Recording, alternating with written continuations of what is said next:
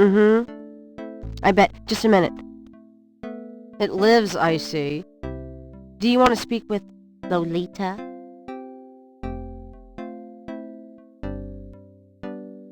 I'm sorry, but Gabriel is allowed. Oh, I mean, he's out. Yeah, if he ever comes back, I'll tell him. You know, you could do better. I know I don't know you, but you could do better. Sure. Bye-bye. Good morning. The phone's been ringing off the hook all morning. Let me know when you want your messages. Yeah. Gee, you're lively. Did you have another nightmare last night? Sort of. Mm-hmm. I told you it's that voodoo book you're researching. That stuff can seriously screw up your karma. I'm sure that's it. Maybe I should write a horror novel on passive resistance instead. So don't sleep. It's your body. Anyway, your handheld tape recorder came today.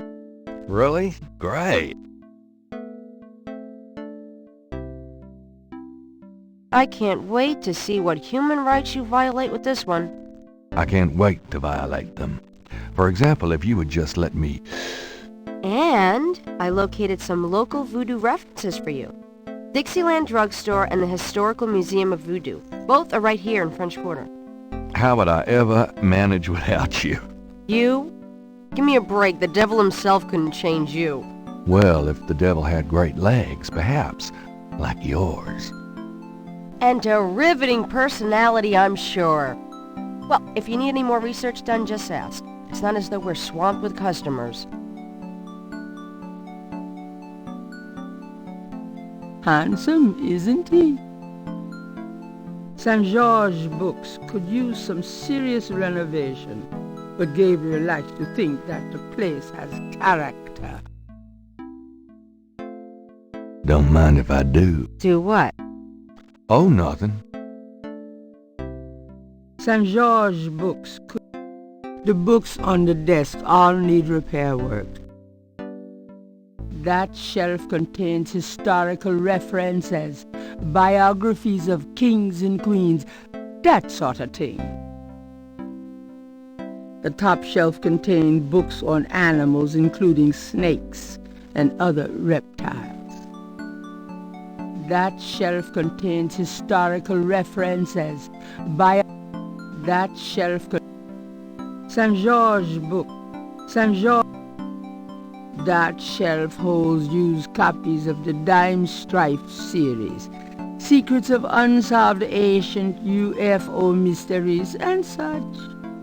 They just leap out the door. That shelf holds used copies. The top shelf contains a set of German books that once belonged to Gabriel's grandfather. The chandelier is original. Gabriel finds it charming. All right. He can't afford to replace it. The ladder provides access to the uppermost shelves of the bookcase. Grace's coat is a simple but classic trench coat. Gabriel hates people with good taste. Dramatic, isn't it? Gabriel didn't eat for 3 weeks after splurging on that coat. He has a thing for black leather. Gabriel plans to turn the balcony into a schmaltzy cafe, if he ever gets the cash. The front door leads to Bourbon Street. The front door...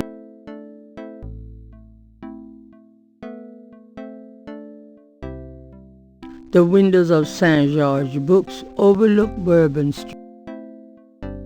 Under the window are reference books, dictionaries, foreign language dictionaries, quotation books, and others. Gabriel borrows them often when he's writing. Under the window, the books on that top shelf include mysteries and other pulp novels from the 50s and 60s. Blessed caffeine, blessed Saint George. Saint. My kidney's already floating, thanks. That doesn't. Today's newspaper is on the counter. The books on the table have been chosen for their special appeal. Recent fiction by the biggies. In other words, nothing written by Gabriel. The books. The magnifying glass is a handy item for reading old manuscripts or the fine print on Gabriel's lease. There's a pair of tweezers on the counter. Grace uses them for book repair work. Cute gargoyle, eh? Gabriel looks at the cash register, checking for cobwebs. Grace likes the little banker's lamp. She has the soul of an accountant. It's an ashtray. The desk drawers mostly stick. The old desk is one Gabriel's picked up near a dumpster. Not too shabby, eh? Well, okay, maybe it is. The book rack contains cookbooks, true crime, and puzzle books. An inspired combination. Old medical reference texts are stored on an upper shelf. Real old. Grace keeps her art supplies here. Saint George. The curtain doesn't provide much privacy, but Gabriel's rarely in his bedroom during shop hours anyway. Saint George, 3 snakes in a skull. Gabriel's father painted it. What a wacky, offbeat kind of guy Daddy was. The shop's phone is silent at the moment. Grace keeps her art supply.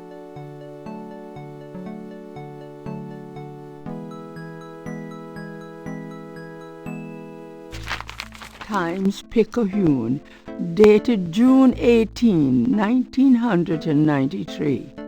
The front page has an article about the voodoo murders. The article says that the victims are all identified as members of the underworld. The general public of New Orleans is in no danger. Police claim the so-called voodoo trappings found at the crime scenes are fake, a scare tactic, and that the murders are not associated with any genuine practitioners. Gabriel also scans the Aquarius horoscope for the day. Potential storms ahead.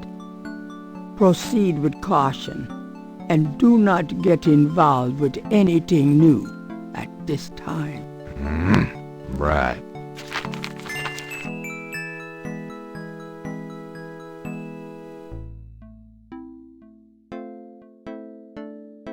I'm gonna take the tweezers for a bit.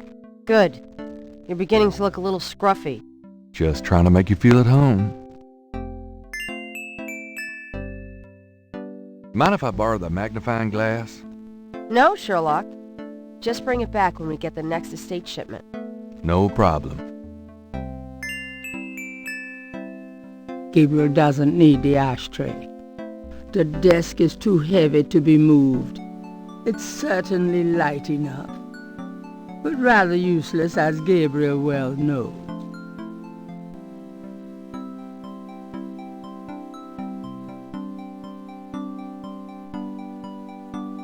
Gabriel opens the cash register to examine the take, or in the case of St. George's books, the mistake. It's a gift certificate left over from yet another dismal failure of a promotion. The cash register contains about $20 in small bills and change. The cash...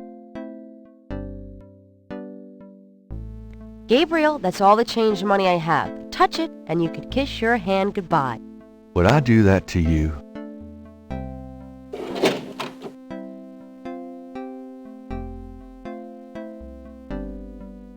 So, what's new, Grace? Your use of mathematics, for one thing. These books are unbelievable. What can I say? I refuse to be bound by rules.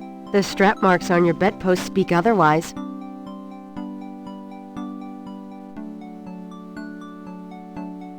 Gabriel doesn't even want to know what Gabe...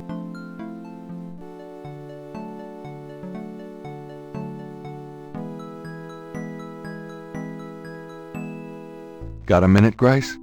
What's up?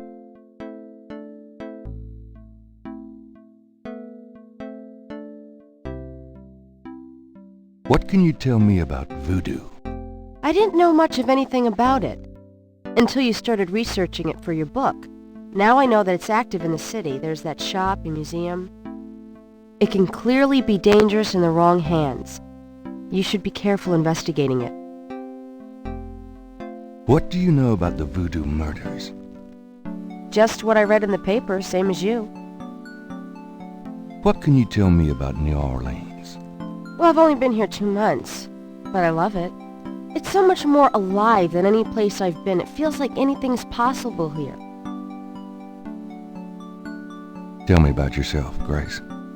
Yeah, right, Knight. I mean it. What do you want to know?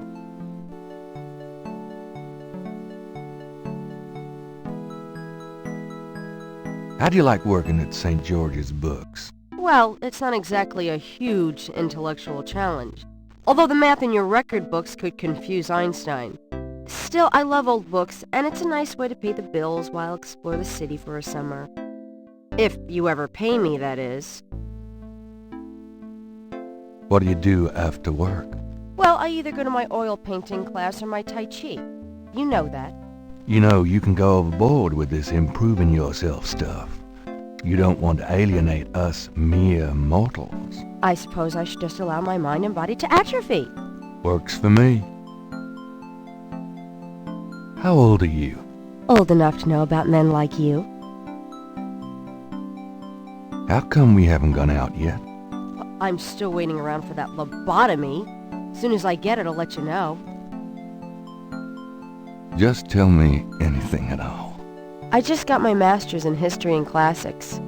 My folks wanted me to go on right away for my PhD, but 18 years of school was enough. I needed a break. Just tell me anything at all. I came to New Orleans because I'd read so much about it, and I thought, spending a few months here would clear my head. Just tell me anything at all. I've always wanted to do something really adventurous, Something real life. I'm sick of libraries and lecture halls.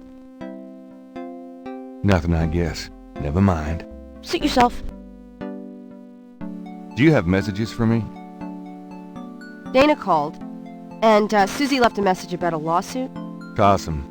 Okie dokie. There's more when you want 'em.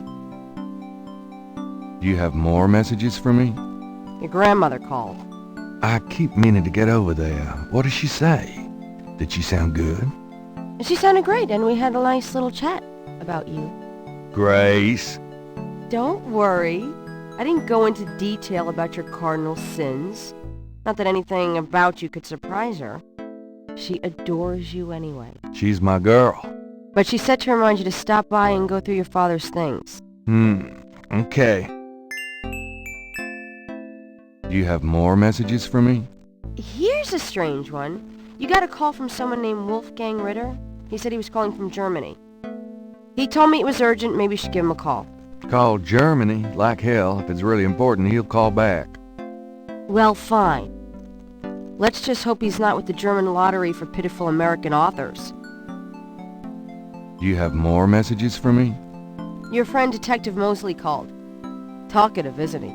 Especially with you. What do you want? He left an interesting message. He told me to tell you that his mother's maiden name is Humphrey. Oh, that's Humphrey. Fascinating. And that he left some photos for you at the station, at the front desk. It's about time. Gabriel, those photos wouldn't have anything to do with the voodoo murders, would they? Now, why would you say something like that? Because I know you. You're getting privileged information, aren't you? Did you tell him you'd put him in your new voodoo book? A writer has certain obligation to his readers, you know. Gabriel, you know you'll never put him in your book. Your main character is a female orthodontist. You're gonna be reincarnated as a pit bull if you keep screwing with your karma. As long as it's a male pit bull with a really big... That's enough. Thanks. Anyway, that's all the messages. Thank God. Could you do some research for me? Sure. What? I can't think of anything. Okay. Do you have more messages for me? I've given everything to you.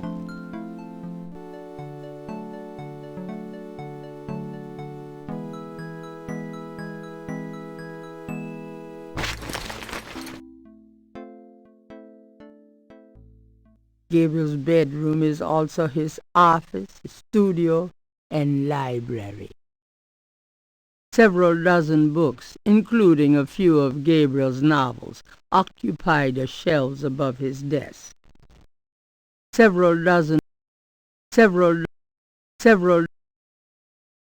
Gabriel's reference books occupy a space near his typewriter.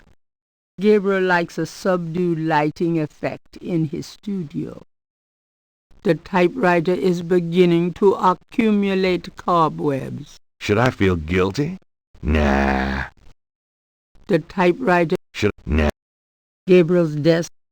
The desk phone is cheap, but functional. An office chair waits for Gabriel to sit down and write something.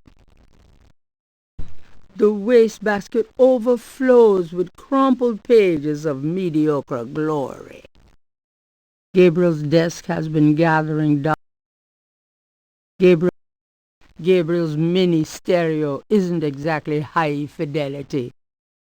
Then again, neither is he. A small trunk serves as a table for the radio. Gabriel's bed, Mardi Gras mementos left by some female or other. Mardi Gras.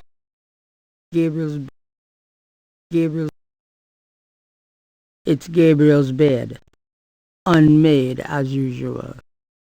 The dresser holds a meager supply of underwear and 38 pairs of mismatched socks. There's a flashlight on the dresser. This building's wiring leaves a lot to be desired.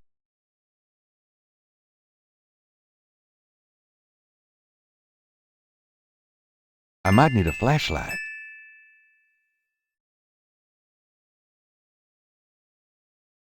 Gabriel's bed.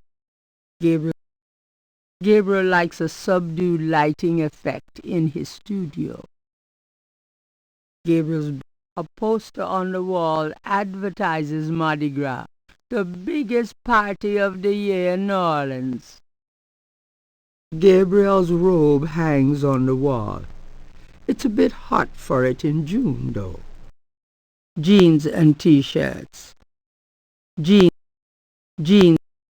A little cold bubbly and brie cheese is about all Gabriel's fridge ever has in it. Bills from last Christmas gather dust on the door. Gabriel's bedroom is all...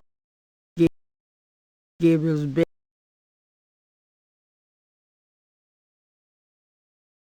Gabriel, shut the refrigerator, please. I could smell it from here. Women. The medicine cabinet contains a few old prescriptions, personal hygiene stuff, and lots of hair products, including some hair gel. It's Gabriel's bathroom. I really got to get around to cleaning up in there.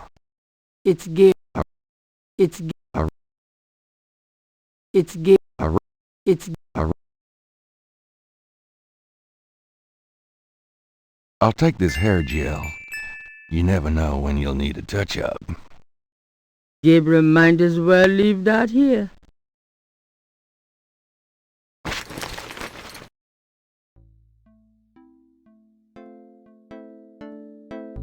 It's a bit warm in here.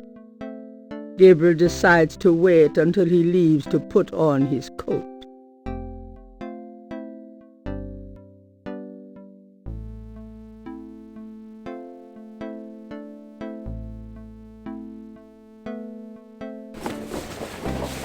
I'll be back later. See ya.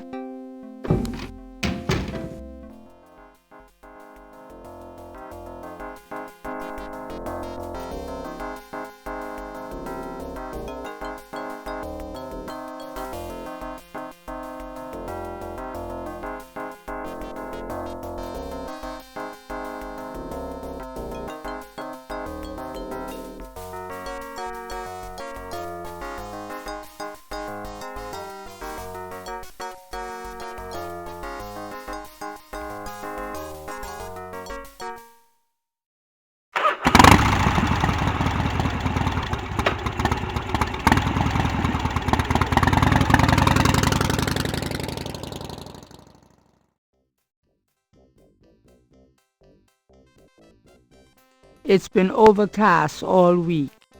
The air has been moody and thick. Strange weather for June. Gabriel is standing on the balcony of a building across the street from Jackson Square. On the balcony are 4 mounted binoculars. St. Louis Cathedral.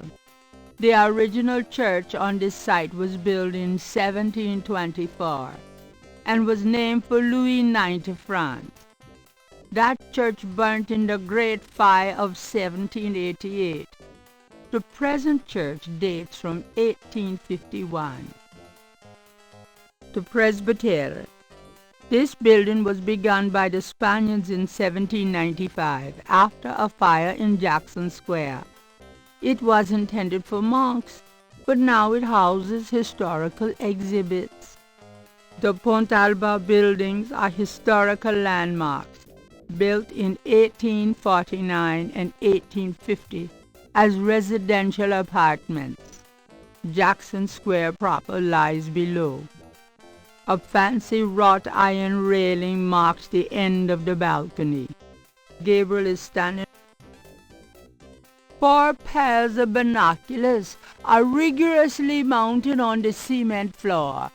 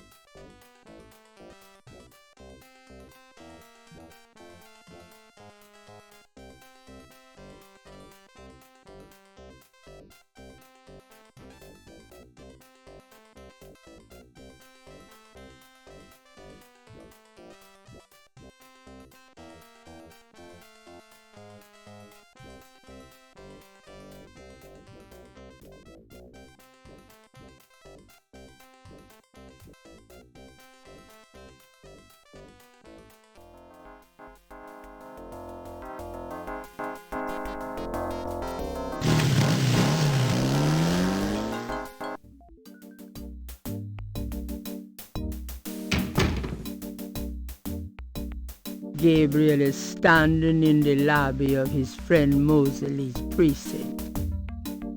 It smells like a cross between a hospital and brewery.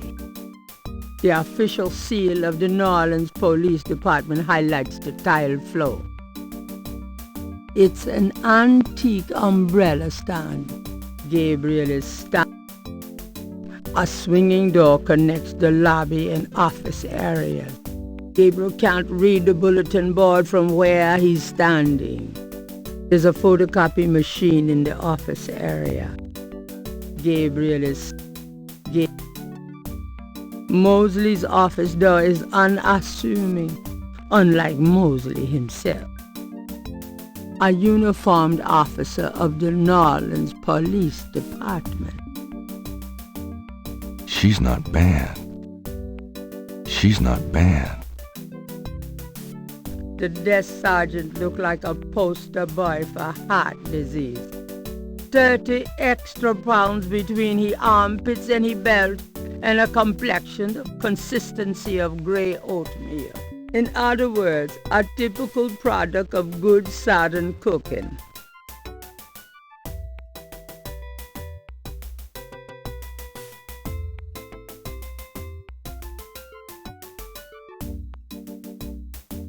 Hey, nice precinct.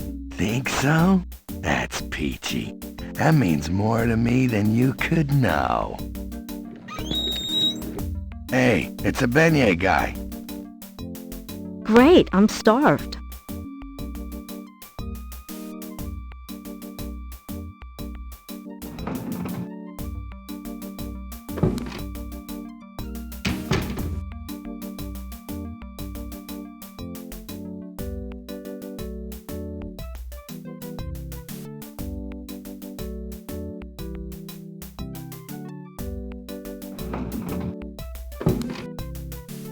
Stay put, you. Hey, grab me 3, would ya? Sure.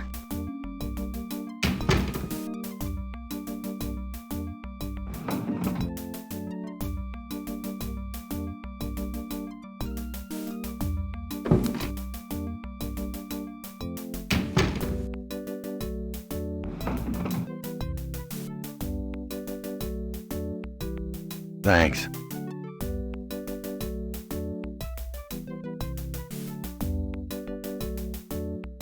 Got a second, officer? What can I do you for? What can you tell me about voodoo? Me? Nothing. I'm a Catholic boy. What do you know about the voodoo murders? I'm not allowed to give out information on police cases. What can you tell me about New Orleans? I'll tell you, I'm glad as hell it's not Mardi Gras. If it weren't for that 1 month a year, being a cop in New Orleans would be a real pleasure. As it is, I'd rather stick behind this desk. Tell me about yourself. Who, me? I'm the desk sergeant Frick. Why? Frick? That's right. You got a problem with that? Not at all. I'm here to see Detective Mosley. He's out at the crime scene. Sorry. I was supposed to pick up some photos from Detective Mosley at the front desk. Is that right? And who are you? My name is Knight. Gabriel Knight. Yeah.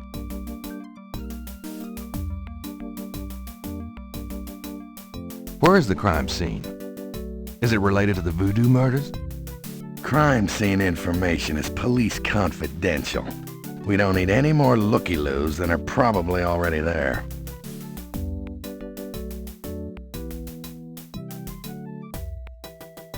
Here's that envelope for you, Gabriel Knight.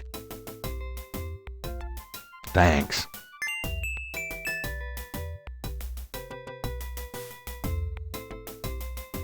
The envelope from Mosley is a plain manila one. It feels pretty light. Gabriel opens the manila envelope and finds 2 photographs. One of the photos from Mosley is an official voodoo murders crime scene shot, a graphic close-up of a victim.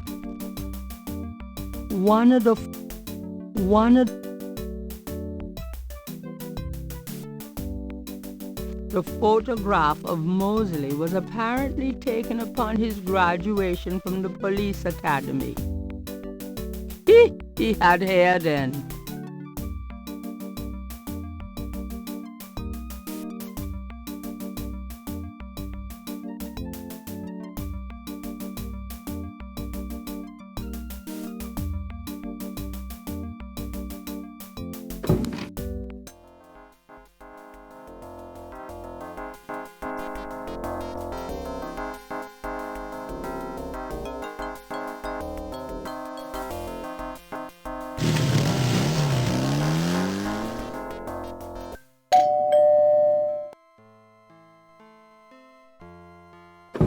Gabriel, I'm so glad you stopped by. Sorry it's been a while, Grandma. Not at all. Give us a kiss. Now come and sit down. Tell me how you're doing.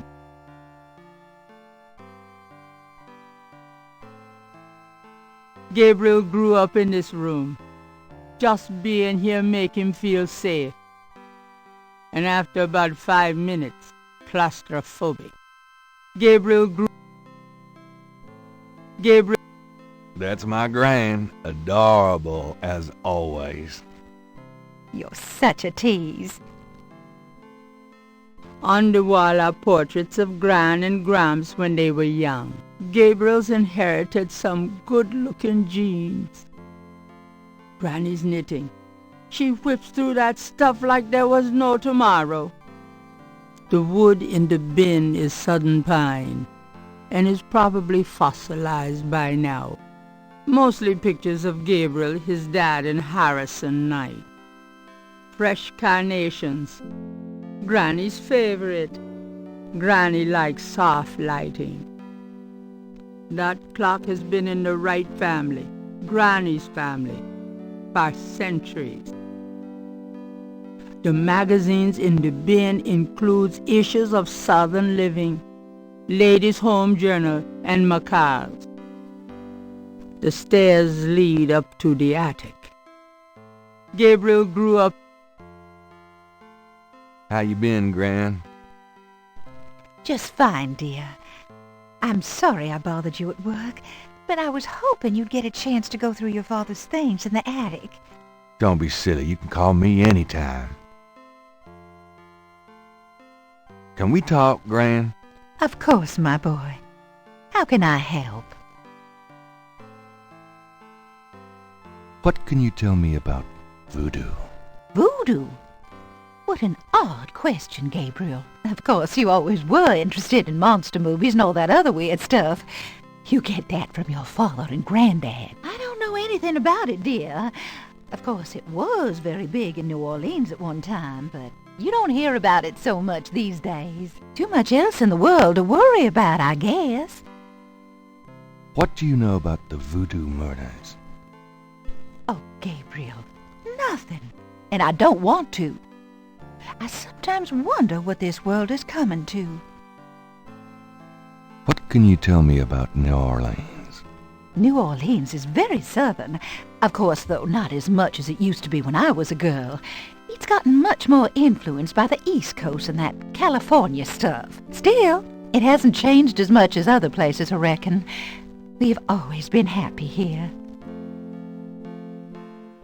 Tell me about yourself.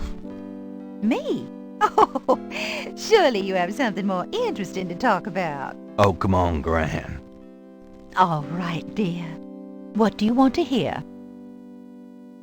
What do you do all day? You know how I love to knit and work in my garden. I also take long walks. It's the only way to keep an old body like mine from stiffening up. You're not old. Oh, don't be foolish. I'm older than the hills. Tell me about before you met Granddaddy. Well, you know I was born Rebecca Wright. My daddy owned a lot of land outside of town. We grew peas, corn, cotton, all kinds of things. It was a good childhood, but my father was very strict. He didn't much let me out of his sight. Tell me how you met Granddaddy. I met Harrison at a church revival.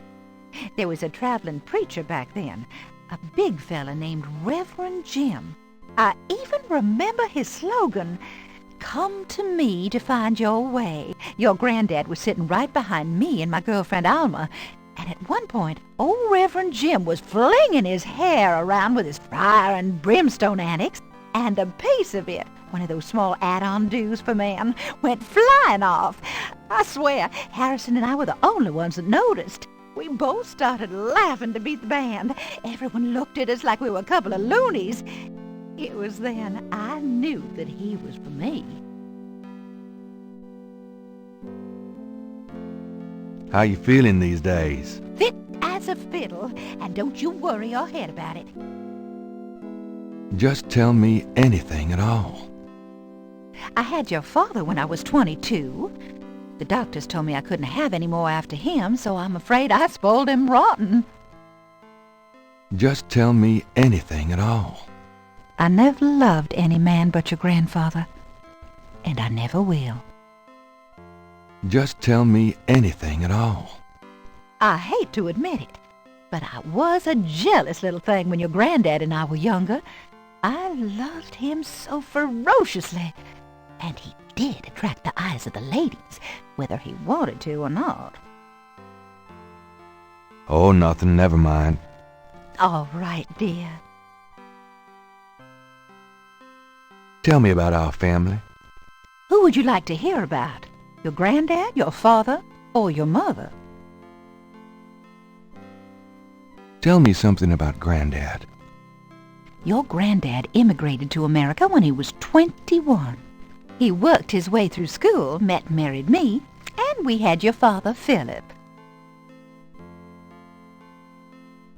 Tell me about my father. Your father was my only child. How we adored him. Philip suffered from terrible nightmares, just like your granddad did. They were 2 peas in a pod. Tell me about my mother. Your mother was Margaret Templeton when your father met her. She came from a very wealthy Creole family in New Orleans. She was beautiful and reckless. She was madly in love with your father, of course, but I also think she liked defying her family.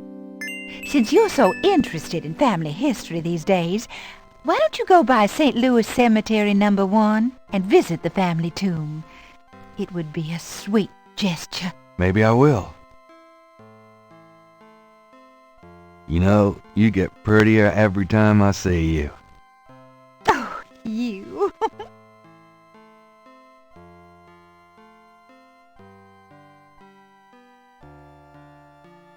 I'm going to go up to the attic, Gran. Be careful of the dust.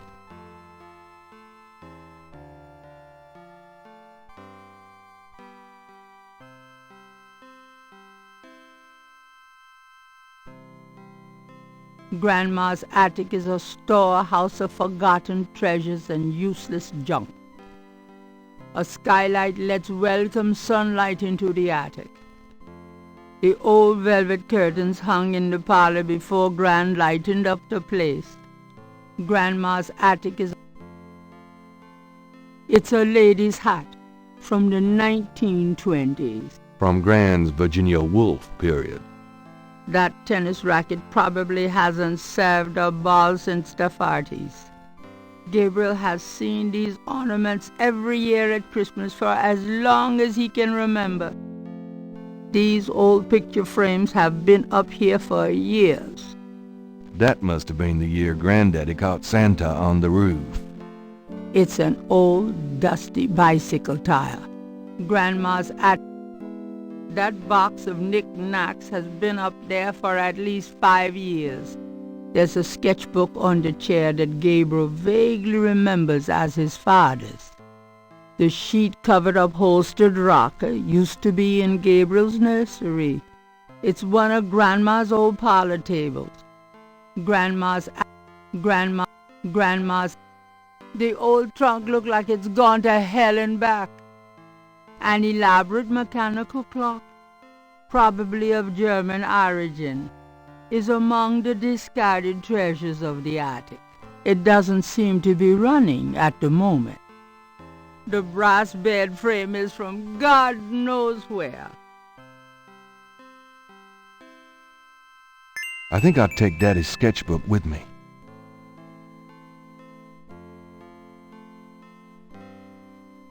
Gabriel looks fondly at his father's sketchbook and charcoal pencil.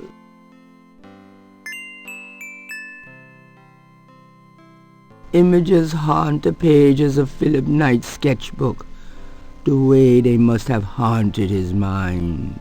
The images touch a deep chord in Gabriel. So familiar are they that he finds it hard to believe they aren't from his own subconscious.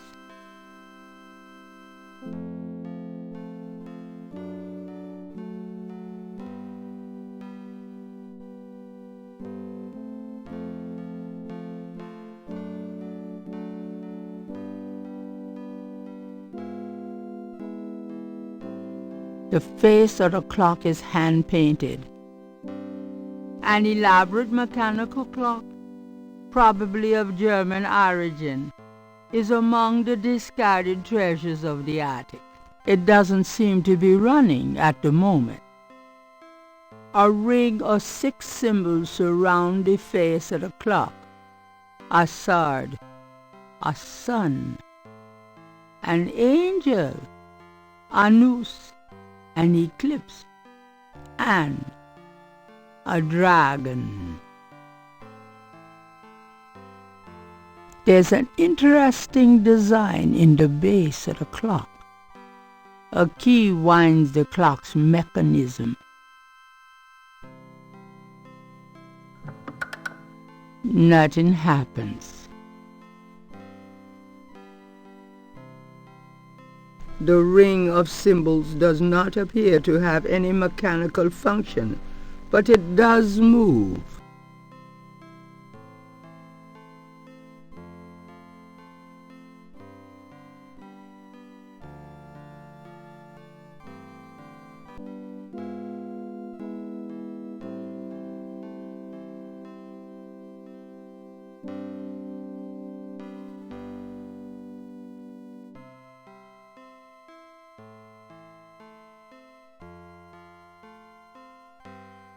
That's it. Take a load off, hon. Can we talk, Gran? Of course, my boy. How can I help? Tell me about my father. Your father was my own. Philip suffered from... Tell me. When Philip met your mother, it was love at first sight. They were married 2 weeks later. Never looked at a girl seriously until then. And he looked at plenty. You have your father's way with women, Gabriel. And your granddad's. Tell me about my father. I wanted to just lay down and die when he and your mother were killed in that car crash when you were only 8. It was the thought of taking care of you that kept me going, Gabriel. The police say your father swerved off the road after being frightened by something. Perhaps a deer in the road or a wild cat. Tell me about my father. Your granddad wanted Philip to have a normal life. He was obsessed by that thought. He pushed Philip to go to law school, but Philip was driven to art. He painted almost in a daze. He would get so inside himself when he worked. Tell me about my father. He always hated it that it was Margaret's money that supported the 3 of you when his painting couldn't. I kept telling him, try something more cheerful, like a landscape or 2. But he couldn't do it. His work was just too dark and disturbing for the public, you know. Tell me about my father. I don't know what else to tell you, dear. Tell me something about Granddad. Your granddad immigrated to America when he worked his... Tell me something about Granddad. Your granddad supported me and your father with bookkeeping. I'll tell you what, though. He hated every minute of it. Didn't really like bookkeeping one bit. Maybe that was why he had the worst luck with jobs. The nights he'd come home afraid to tell me he'd lost another. And I would tell him. It didn't matter to me. But he felt ashamed, Gabriel. Tell me something about Granddad. Harrison was only 36 when he died. Your father was 8 years old at the time. Your granddad was hit by a streetcar in the business district. Took me nearly a year to believe he was really gone. I'm sorry, Gran. I know you are, dear. Tell me something about Granddad. Did you know that your granddad was a poet? He was! He wrote the most beautiful poetry for me when we were courting. I always thought he should have done something with that gift. But he was such a practical man. Didn't believe in chasing after dreams. Tell me something about Granddad. I don't know what else to tell you, dear. Tell me about my mother. Your mother was Margaret Temple. She was beautiful. Tell me about my mother. Your mother's family refused to give her money after the marriage. All she had left was a modest trust fund from a great aunt, who happened to like Philip. The remainder of your mother's trust fund became yours when she died. That's what you used to open your bookshop. Tell me about my mother. The Templetons are all gone now. Every last one of them. They never wanted anything to do with us, of course. What a waste. Tell me about my mother. I don't know what else to tell you, dear. Tell me about yourself. What more do you want to know, dear? Just tell. I had your father when I was 22. Just tell. I never loved it. Just tell. I hate to admit it. Just tell me. I get lonely sometimes. But I have lots of girlfriends in the neighborhood. I call one of them if I'm feeling blue. Just tell me anything at all. I wish you'd settle down and give me a great-grandchild. Oh, Gran. Just tell me anything at all. I had your father. Oh, nothing. Never mind. All right, dear.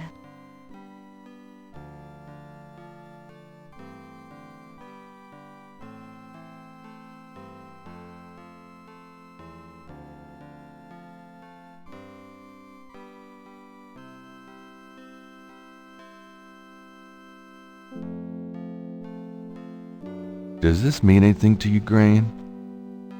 I believe that was your father's, Gabriel. You keep it.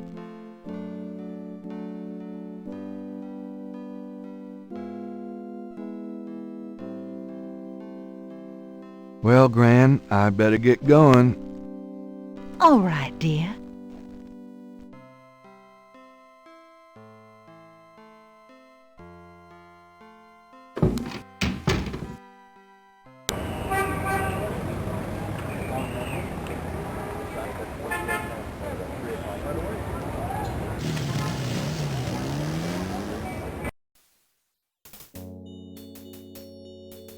St. Louis Cemetery, number 1, is one of the most historic and beautiful places in the French Quarter.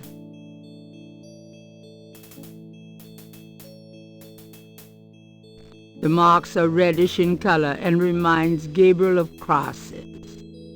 They look like they've been here a few days at least.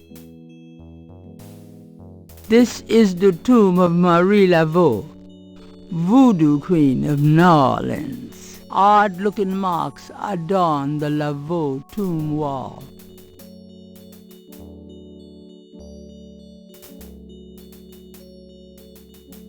This is odd-looking. Food, trinkets, and more unsettling things have been left at Marie Laveau's tomb as offerings from believers. Vases seem to be a favorite decoration for the dead. St. Louis. Near the Laveau tomb is a piece of red brick, undoubtedly a cast-off from spiritual graffiti writers. Food, drink.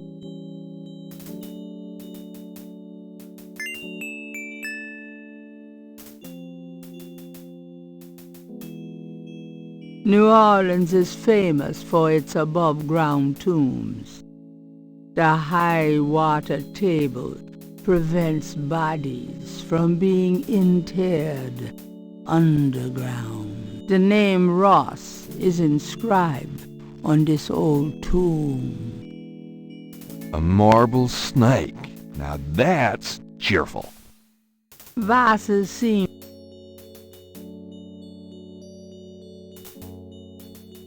A stone angel stands silently before a tomb. St. Louis.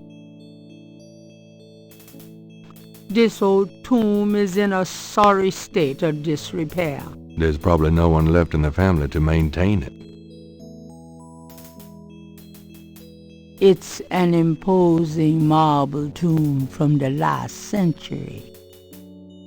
Gabriel can barely make out the name. Hamilton. An angel with a cross stands guard over one of the tombs. Here and there in the cemeteries, New Orleans is famous. Gabriel doesn't.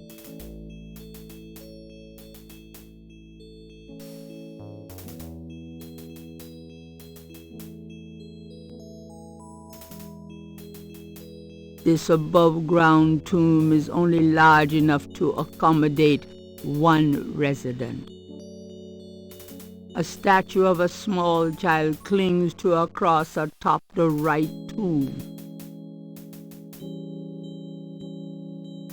The marker reads, Mera Planta Right. These are Grand's folks. I never knew 'em.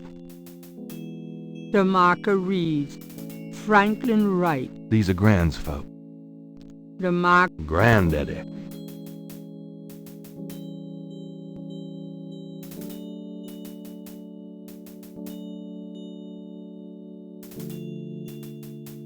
The marker reads, Harley Wright. Grand's sister.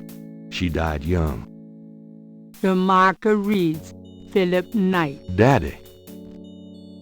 The marker reads, Margaret Templeton Knight. My mother. The Wright family tomb. Several of Gabriel and Grant's family members. Vases seem to be. A wrought iron fence surrounds this tomb. I hope that's to keep people out. A wrought I hope. San Luis vase. A grinning grotesquerie tops one section of the cemetery fence. Several generations of an old New Orleans family rest here in relative peace.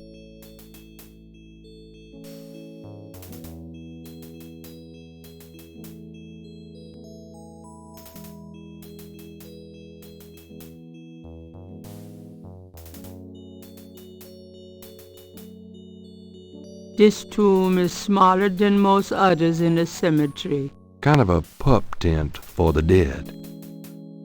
This old tomb has a sword carved into the stone below the name of the deceased.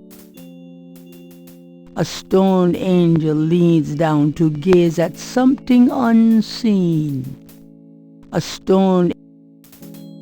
Most of the plaster has fallen away over the years to reveal walls of red brick. Two enormous vases flank the front of the Getty tomb. An angel draped dramatically over a stone plinth marks the entrance to a large tomb.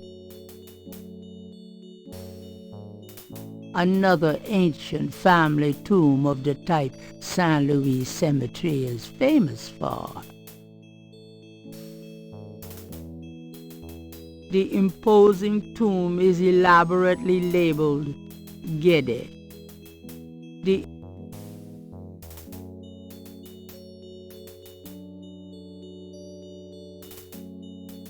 two heavy, solid marble doors provide an entrance to the tomb.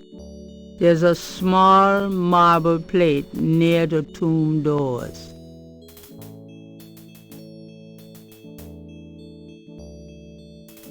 The plate is locked in position.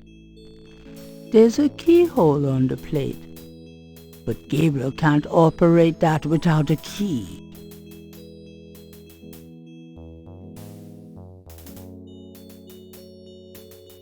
With a few exceptions, these tombs are all beginning to look alike.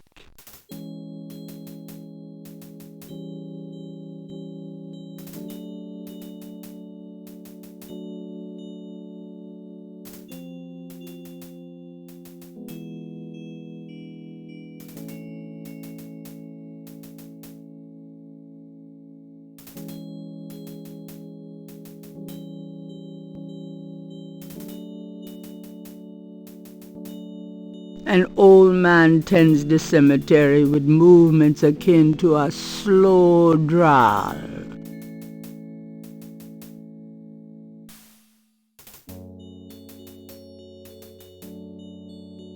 Could I have a minute of your time? Yeah? What can I do for you? Kind of a quiet job you've got, isn't it? Most of the time, yeah. Yeah, they act up some at the full moon, though.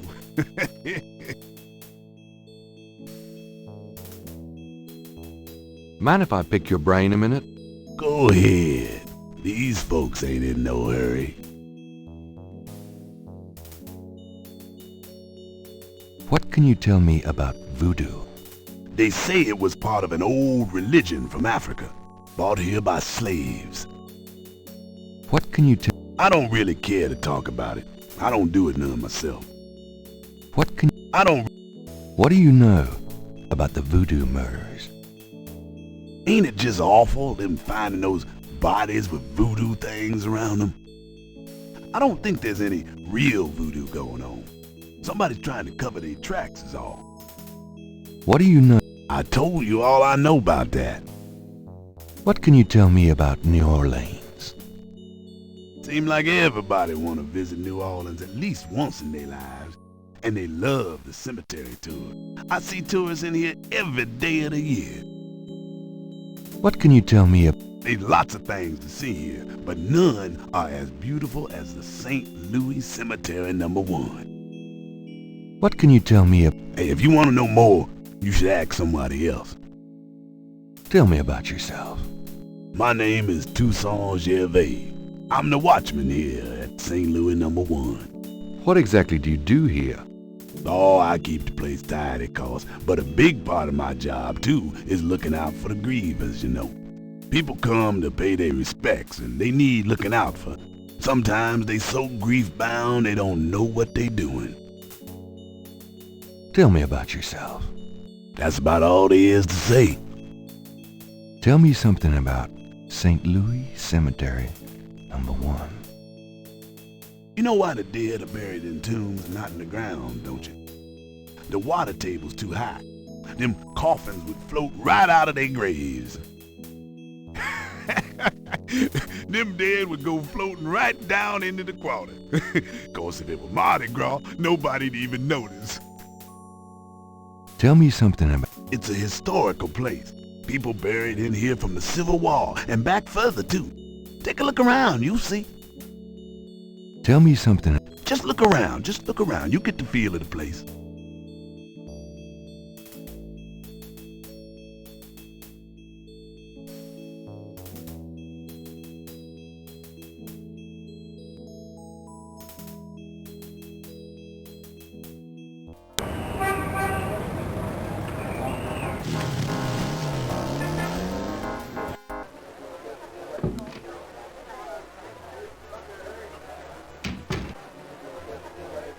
The Napoleon House is one of the French Quarter's very old, very classic neighborhood bars and restaurants.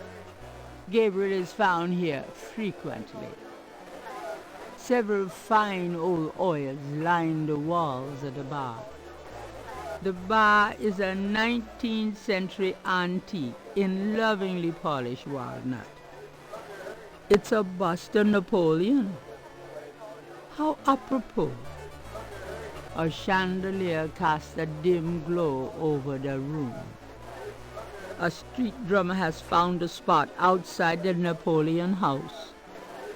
An unhappy-looking man explores the dangers of drinking alone. A sharp-eyed gentleman in a gray sports coat hunches over a chessboard, chuckling to himself. A man in a loud tie stares morosely at a chessboard. A young man is deep into conversation with his girlfriend and feeling no pain. A young woman is enjoying drinks with her boyfriend. Kinda cute. Nah. Gabriel and the bartender are old pals. His name is Stonewall King, and he knows everybody round here. What's up? Buddy, I think the place you're looking for is down on Bourbon. What's up? Buddy, So, having a good game? Shh. I'm concentrating. Fine. All right. Nothing like a good game of chess, huh? Yeah, well, this isn't a good game. This is torture. Oh, well. Have fun.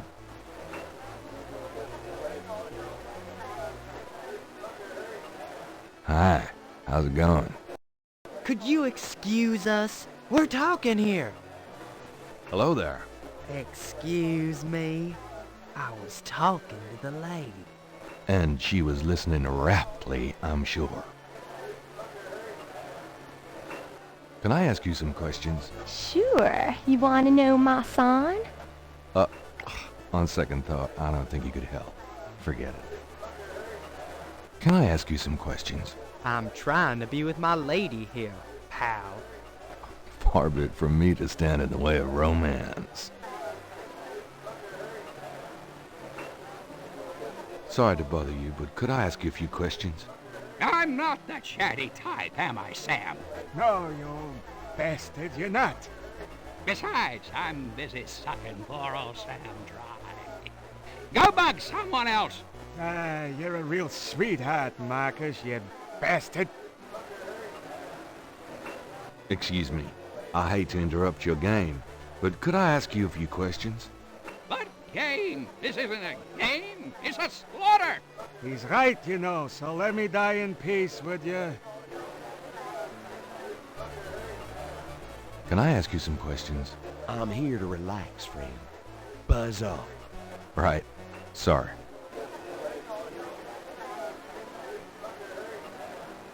Hi, how's it going? It's been worse. Could I ask you a few questions? Sure. I'm not too busy at the moment.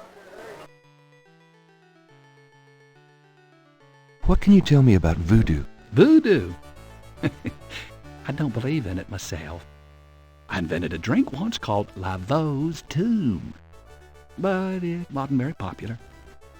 Some people do believe, though. Even some of our regulars here at Napoleon House. What can you tell me about voodoo? I'm no expert. You might want to talk to someone who believes in it. What do you know about the voodoo murders? It's all over the papers. Some kind of serial killings. What do you know about the voodoo murders? They say a lot of voodoo stuff is found near the bodies. What do you know about... Everybody's talking about them. It's starting to scare off the tourists. What do you know about... Everybody's... What can you tell me about New Orleans? Greatest city in the world. I'd never want to live anywhere else.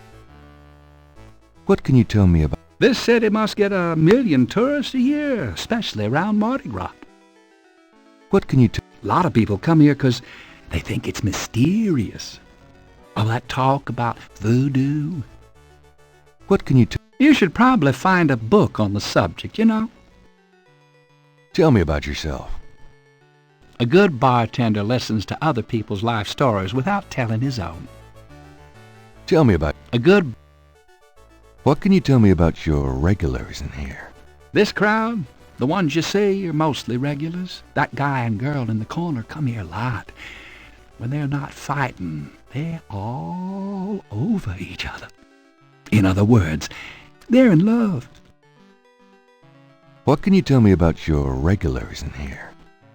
See those old guys at the chess table? That's Sam and Marcus. They played every day for 20 years. Sam, the one with the purple jacket, he's lost every one of those games. It's not that he's a bad player. I've seen him beat guys twice as good as Marcus. But Marcus has Sam so psyched out, he loses his nerve every time. By the way, Sam, the chess player, he's into that voodoo stuff. He's always talking about spells and gree-gree and stuff. Really? Thanks. What can you tell me about your regulars in here? I'd call you a regular, Gabe. And one of our local writer celebrities, too. Been coming in here, what, 10 years now? Don't remind me. We're still waiting for that bestseller. Don't hold your breath. What can you tell me about... That's about all I can say about this crowd. Tell me about the street musicians around here. I like music as much as the next guy, but they get pretty monotonous sometimes, you know? Like that drummer right outside. They say there's been a drummer outside Napoleon House since the day it opened. I like drums, but this character really gets on my nerves. It sounds like the same thing over and over. I just want to say, enough! Tell me about the street music. Don't know what else I could say.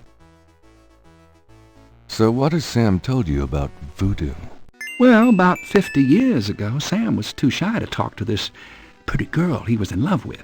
He went to a voodooine and had her make him a love charm. It was a little pouch that he had to bury under the girl's front porch.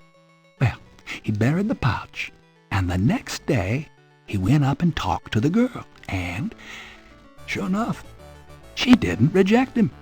Now she's his wife. Poor guy. So what has Sam told you about voodoo? That's about all I can remember.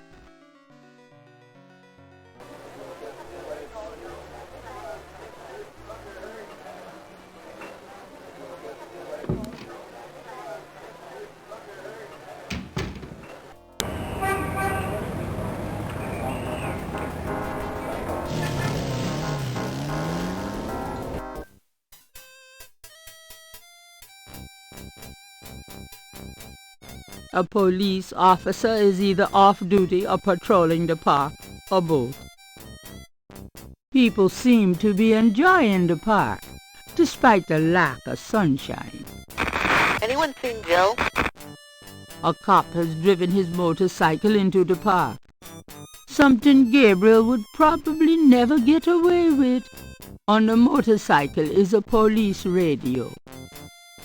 People seem to be enjoying the Homicide team attend. The other park visitors are enjoying their leisure and aren't interested in talking to Gabriel.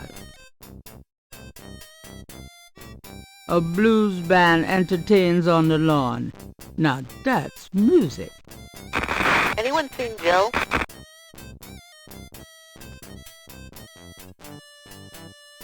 Good day, officer. Yeah, you too. Keep moving. Could I ask you a few questions? Not now, buddy. I'm busy. I should have noticed that. Thanks. Yeah, right. Ambulance to now,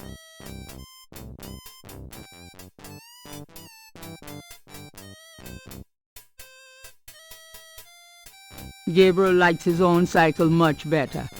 Besides, even Mosley couldn't get him out of that one. Gabriel likes his own ambulance to now,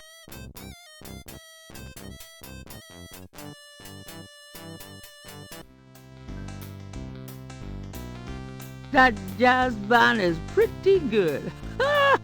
Of course, most jazz bands in New Orleans are.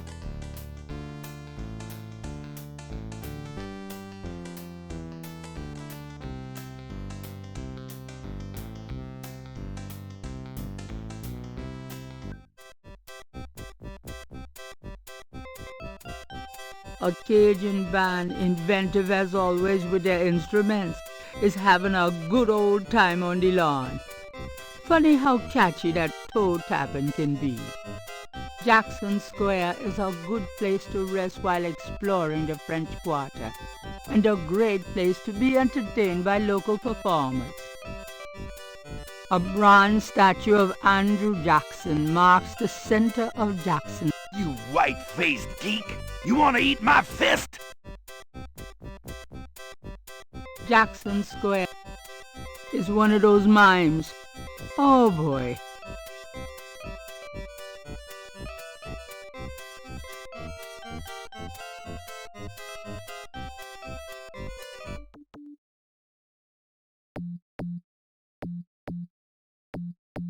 A lone drummer beats out a haunting rhythm on a large African drum.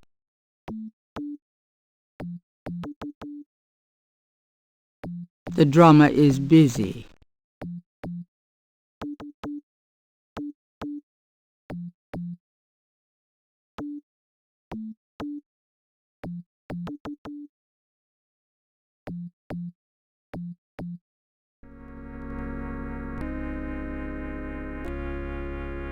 St. Louis Cathedral has a beautiful chapel, warm with tones of gold and cream and rich with delicate frescoes and meticulously carved wood. St. Louis, the chancel of St. Louis Cathedral consists of a raised dais, an altar, 2 pedestals, and a choir area. At least the cherubs are an aesthetic way of asking for donations. Rows of pews line each side of the nave's aisle. St. Louis curtain confessionals are a subtle, old-fashioned presence on the left of the nave. That door must lead to the priest's side of the confessionals. There's an inconspicuous door near the chancel. Flags of the world are displayed from the upper story. A promotion of the universal harmony, no doubt.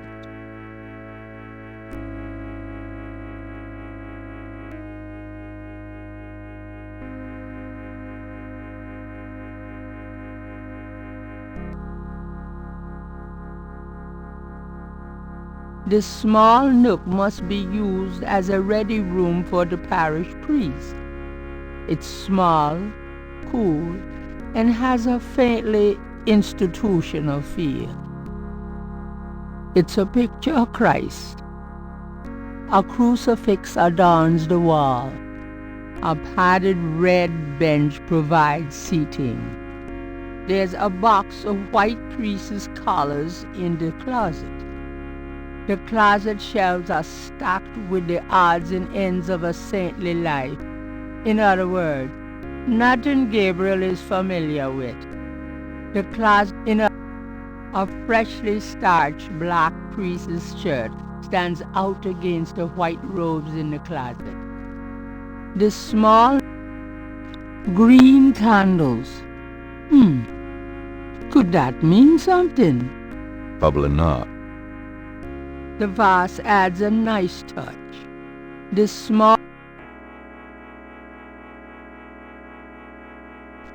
I love my house. Appropriately sacred books are laid out on the table. A long wooden table accents the room.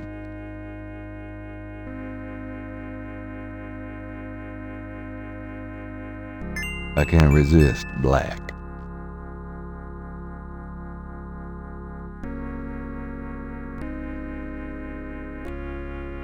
Well, you never know when a priest's collar will come in handy.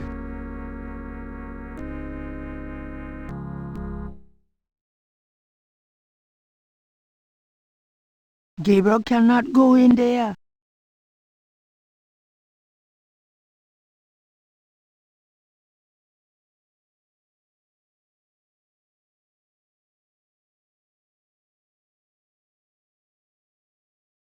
The confessional is about the size of a closet and is richly paneled. May I help you, my child?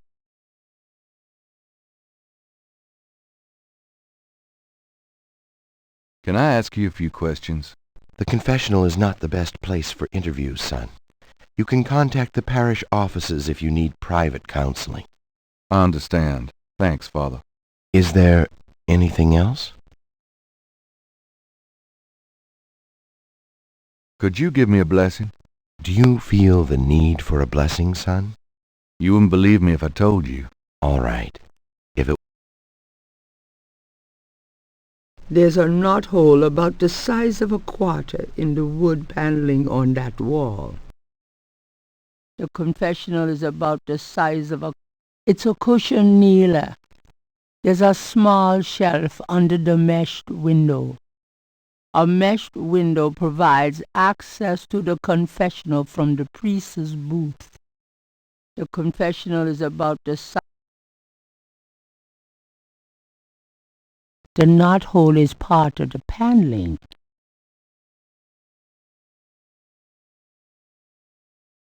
The knothole doesn't seem to operate that way.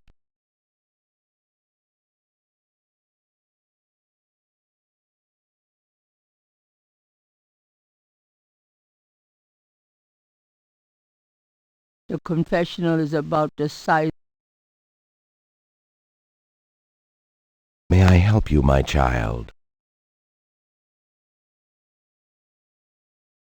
I'd like to make a confession. All right, if it will make you feel better. Some people say I'm a selfish person, Father. We can always strive to improve ourselves. Patterns can be broken. Yes, thank you, Father. Is there anything else? Nope, that's it. Goodbye, then. Peace go with you.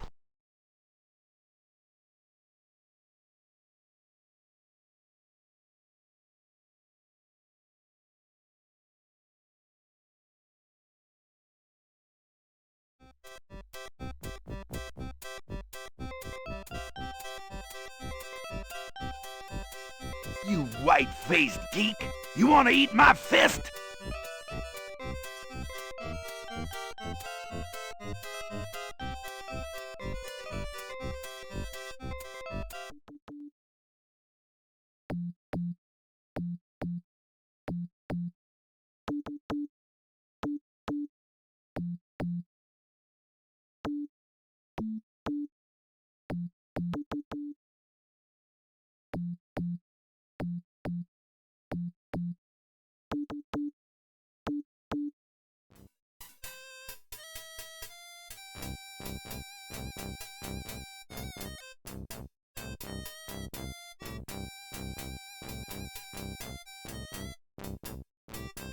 Ambulance to town.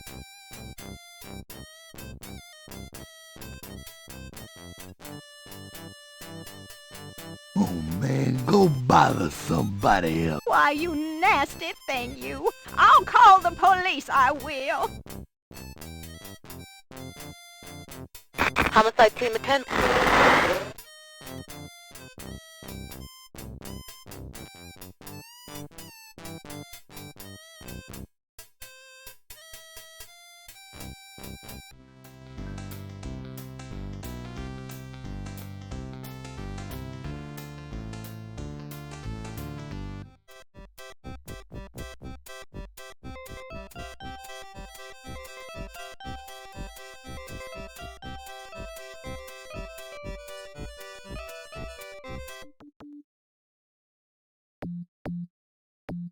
Hey.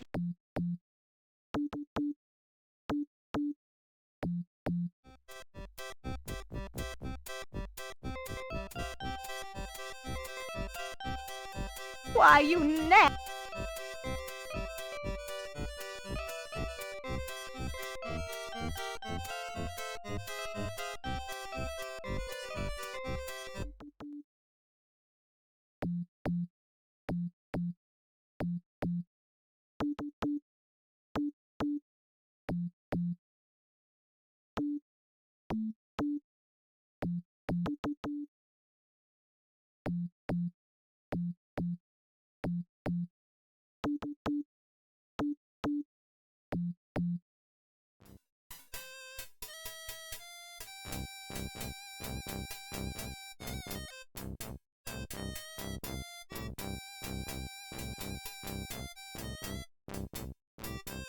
Coroner requests assistance at now.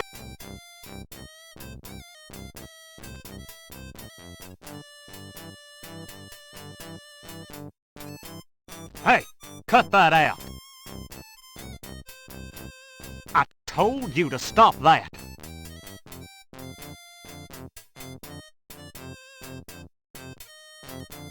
All right, mister. You want some of this? Gabriel lights his own.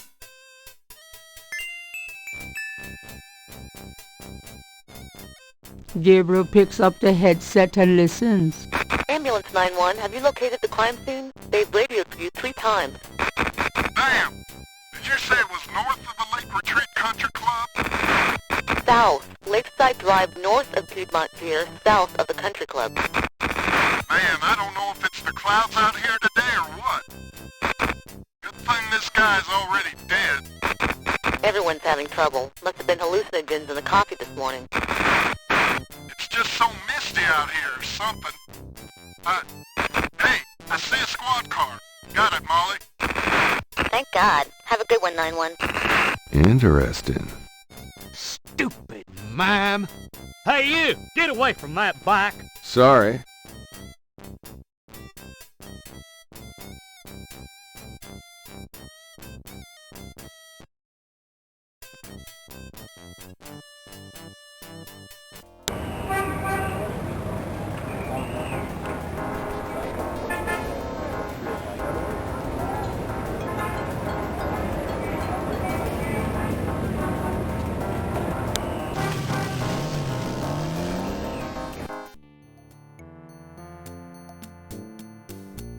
Hi.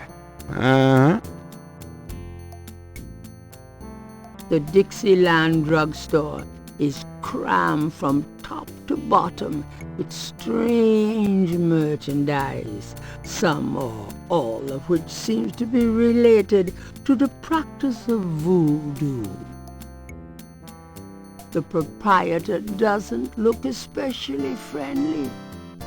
His business probably doesn't depend on walk-ins. A variety of cloth dolls are arranged above the shelf, each impaled with a single silver pin. The entire shelf is stocked with containers of High John the Conqueror root powder. The Dixieland drugstore.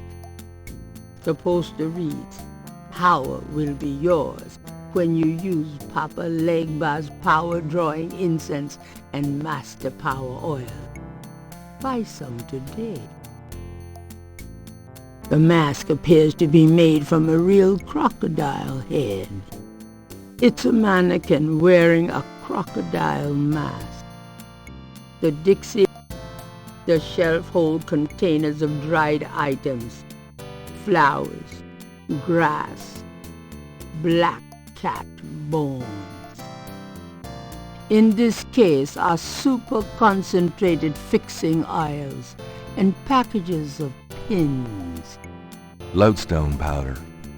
5-finger grass. Something tells me I'm not in Kansas anymore. Herbal oils for love, luck, power, and success. It's nearly as old as the one at St. George's.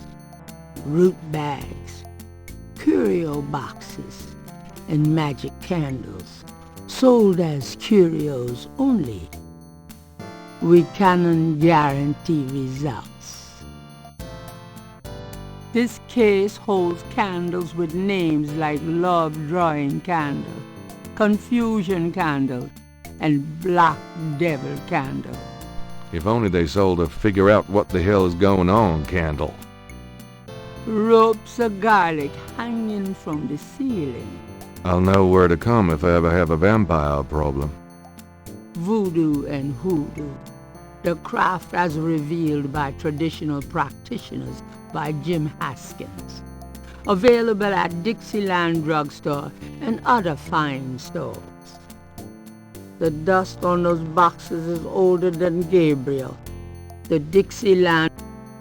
The signs say, Special Saint Jean Eve, Lagnappe, free bottle of lover come back to me oil, or master gambling oil, with every purchase over $50.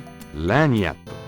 My French is lousy, but everyone in New Orleans knows what that means. A little something extra. Hi there. Is this your store? This is a Dixieland drugstore, and I own it, me. Name's Walker, Willie Walker. Mind if I ask you a few questions? Ask what you want. I'll answer what I want. Can you tell me what you know about voodoo? This is a novelty shop, monsieur. Do you think I'm stupid? This is a voodoo shop. Look at all this stuff. These are novelties, curiosities. If people want to think they're magic, it's not my concern, you know. Are you telling me that you own a voodoo shop, but you know nothing about voodoo practices? Affaire n'est pas affaire blanche. What does that mean? Means you should mind your own business, monsieur. Look, I'm researching voodoo for a book. I don't have your answers, B. Do you want to buy something, monsieur? Look, I don't have... What do you know about the voodoo murders? Cabri Sancour. What did you say? Nothing. Those killings have nothing to do with my shop, monsieur. What do you know about the voodoo murders? Monsieur, that has nothing to do with my shop. What do you know about... Monsieur, what can you tell me about New Orleans? I've lived here all my life, me. What can you tell me about... I'm a busy man, monsieur. I don't get out of my neighborhood much. What can you... If you're not from around here, monsieur, you should sign up for some tours. What can you tell me... If you're not from... What's the significance of St. John's Eve? It's the biggest night of the year in voodoo. What goes on exactly? I couldn't say. What's the significance? I've said all I'm going to say about it. What did you mean when you said Cabri Sancour? I didn't say that. You did. I heard you say it. You heard wrong, monsieur. I said no such thing. What did you mean? I didn't say that. You did. You heard. Tell me about yourself. My name's Willie Walker. I own the place. Tell me about yourself. How did you get into this kind of business? Why should I discuss my business with you, man? Tell me about... How did you... Why should I...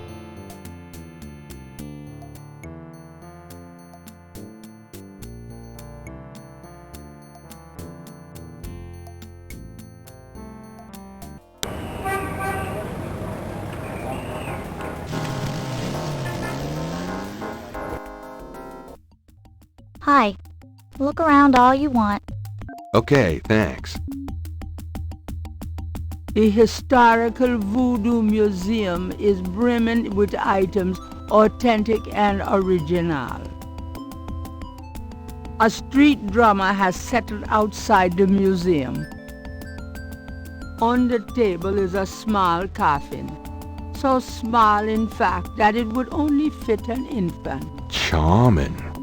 Reminds me of a book critic for the New York Times. He's got more hair than Mosley. Flickering candles lend an appropriately spooky atmosphere to the museum. A wooden doll with horns is on the back table. Looks like Jack Nicholson. The back wall displays various voodoo items, such as a poster advertising a voodoo tour of the city, winters only. The back, an artist's rendering of the voodoo dances in Congo Square in the early 1800s. Something about the shape of that knife gives Gabriel the creeps. The back wall, an anatomically correct voodoo doll with pins strategically placed. Now why does that remind me of Grace? A balcony surrounds the room on the second level. It's closed to the public. Gabriel doesn't recognize the museum's flags. An authentic-looking pole marks the center of the room. Authentic what? Gabriel isn't sure. An official voodoo wish and stump. Rub it and make a wish a card said. Funny, I say the same thing to women. A striking portrait of a turbaned woman is on the back wall. Gabriel wonders who she might be. A striking... A counter at the back displays brochures and a donation basket. It's a basket for donation to the Free Museum. It's a She looks thrilled to be here. The historical voodoo... The back wall display a bandana that was once worn by a voodoo queen. Nah. The back wall, a gaudy shell necklace. A very large, very formidable looking snake is secured in a plexiglass cage.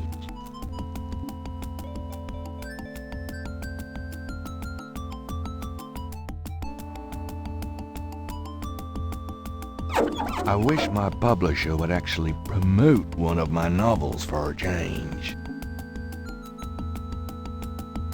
Damn, I've always wanted a skeleton with a bowl on its head.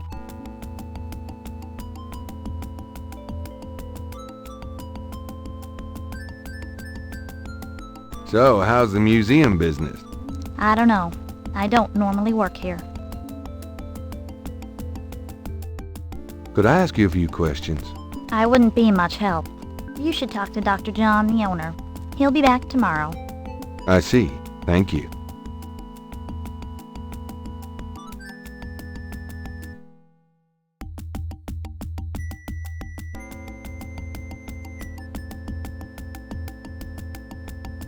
I'll be gone now, thanks. So long.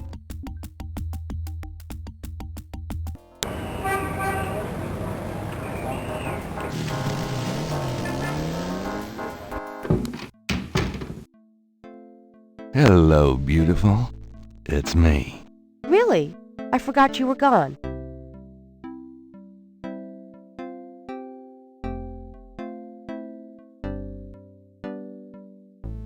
So, what's new, Grace? Your use of mathematics, for one thing.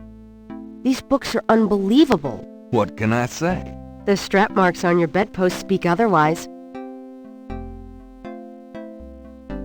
Got a minute, Grace? What's up? Do you know anything else? I've told you all I know. Sorry I can't be more help. What do you know? You won't get far questioning me about it. What else can you tell? You're the native, don't ask me. What can you tell me about St. John's Eve? St. John's Eve? Never heard of it. It must be a local custom. New Orleans love any excuse to celebrate. What can you tell? I told you, I can't help you with that. Do you know what caprice encore means? No. Sounds French, though. Tell me about yourself, Grace. What else? Nothing. Suit yourself. Do you have messages for me? Nope. None right now. Could you do some research for me? Sure. What? I can't think of... Okay.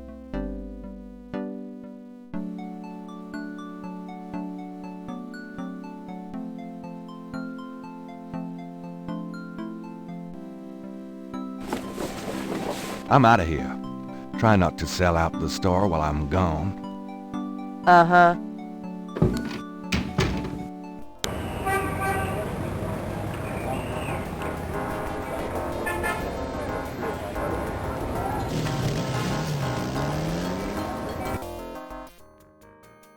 The crime scene team is still at the site. Gabriel parks a bit out of the way and walks over to avoid adding to the general confusion.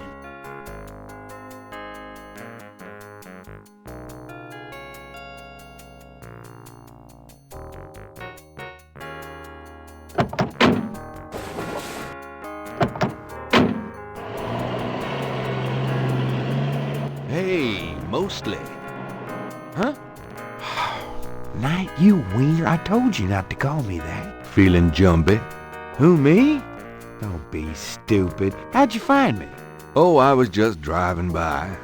Well, for the book. But don't tell anyone I let you see this, huh?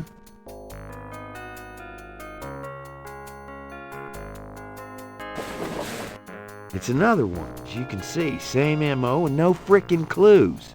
We're still waiting on an ID for the body. That's disgusting. Isn't this a rather, public area for this kind of thing? Yeah, they're frickin' ghosts, these guys. Lakeshore Drive isn't exactly the 10 expressway, but it is open to the public. No reports and nothing. Now, who the hell is that?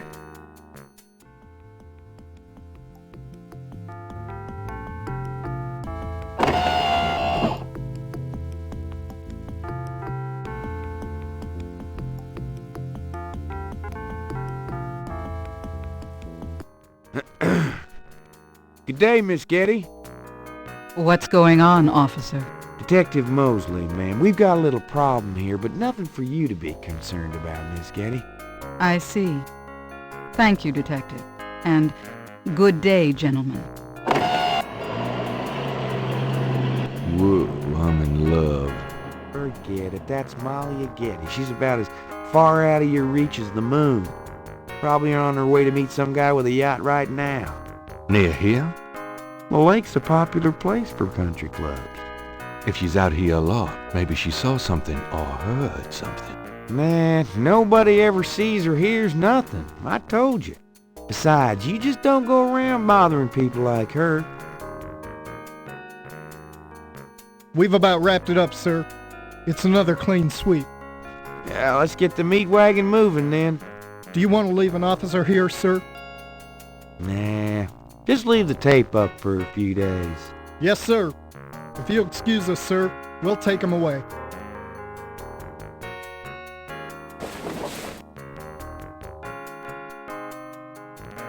Stick around and take notes for the book if you want. Watch out for the musk in the water moccasins, though. I'll be back at the station. Stop by if you want to go over the case some more. Thanks.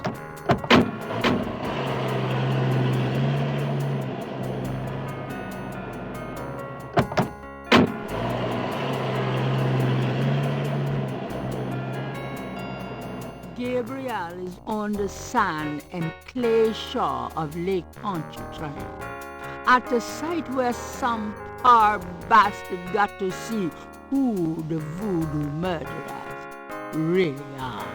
The site is now deserted. Police tape marks off the crime scene.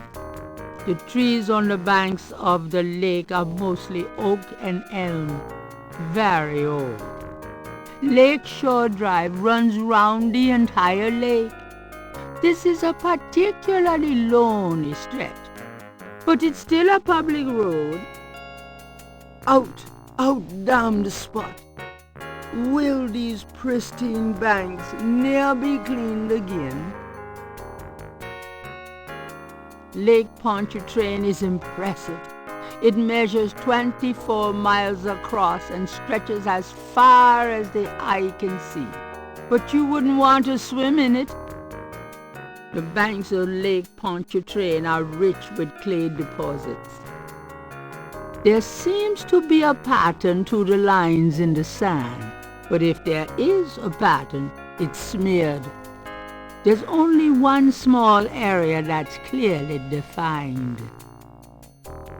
But if there...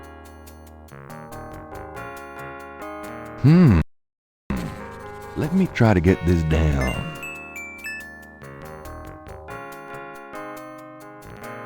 The partial pattern from the crime scenes intrigues Gabriel. What does it mean? The partial... This is the last. The lines in the sand are fairly large. Magnification wouldn't make them any clearer.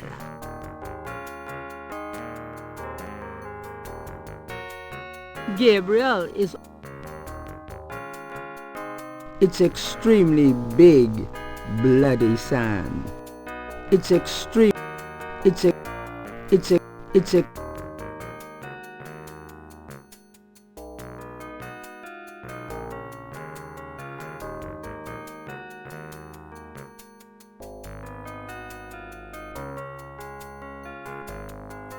There's nothing worth.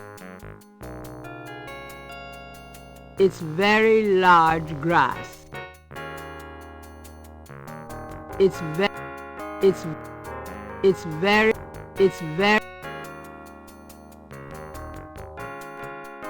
There doesn't seem to be.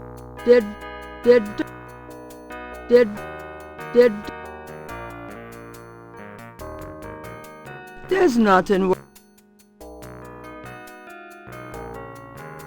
It's very large grass. The line. It's extremely big sand. It's very large grass.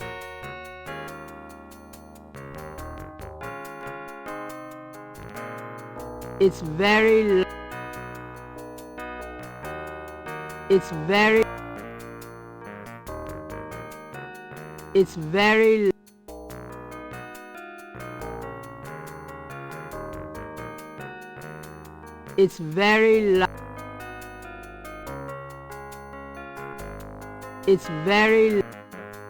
there's nothing.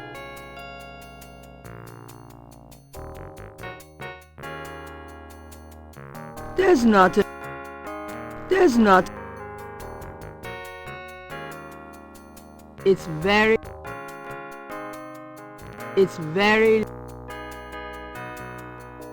There are marks in the grass as though some heavy wire object had been set there. With magnification, the marks in the grass are clearer. The marks are actually deep indentations in a regular mesh pattern. Something small and iridescent is barely visible among the indentations. It looks like a scale of some sort. Gabriel carefully uses the tweezers to take the small iridescent scale. I think it's a snake scale, but it beats the hell out of me what kind. Gabriel is carrying a scale he found near the crime scene at Lake Pontchartrain.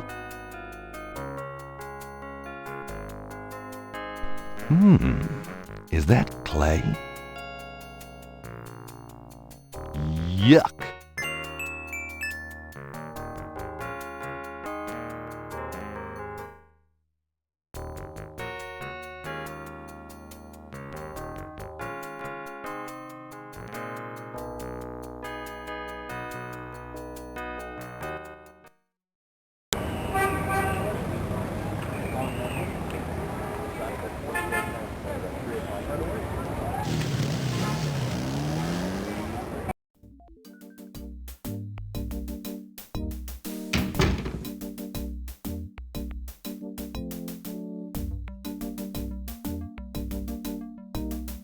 Hey, nice precinct. Think so? That's peachy. Got a second, officer? What can I do you for? Do you know anything about snakes? What does this look like? A zoo? Never mind, don't answer that. No, I don't know nothing about no snakes. What can you tell me about St. John's Eve? Bunch of crazies out there on St. John's Eve, that's what. We're busy all night. Really? What kind of crazies? Your usual howl at the mooners, I guess. They don't look no weirder than them that comes in during Mardi Gras. Never can tell, though.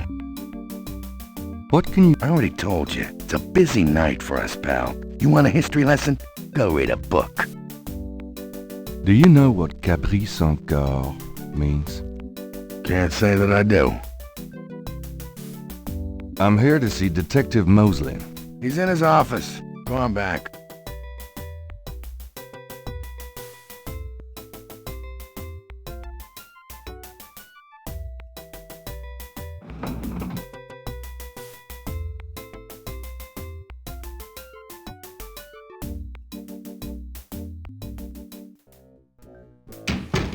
Hey, Mostly.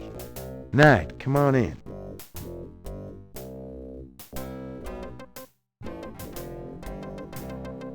Mosley's office looks a lot like his room at college. Nice polyester. Looks like something Mosley keeps around for formal occasions. Mosley was one of those beefy guys in his youth. Now he's getting lumpy. The badge in his front coat pocket is set off particularly well by the gold polyester of his jacket. Art prints of the mall variety. Mosley's bookcase holds old magazines and binders. An intercom. How high-tech. Mosley's desk has more groin on it than on his head. Logs of unsolved cases, perhaps? Mosley must have 1 million of them.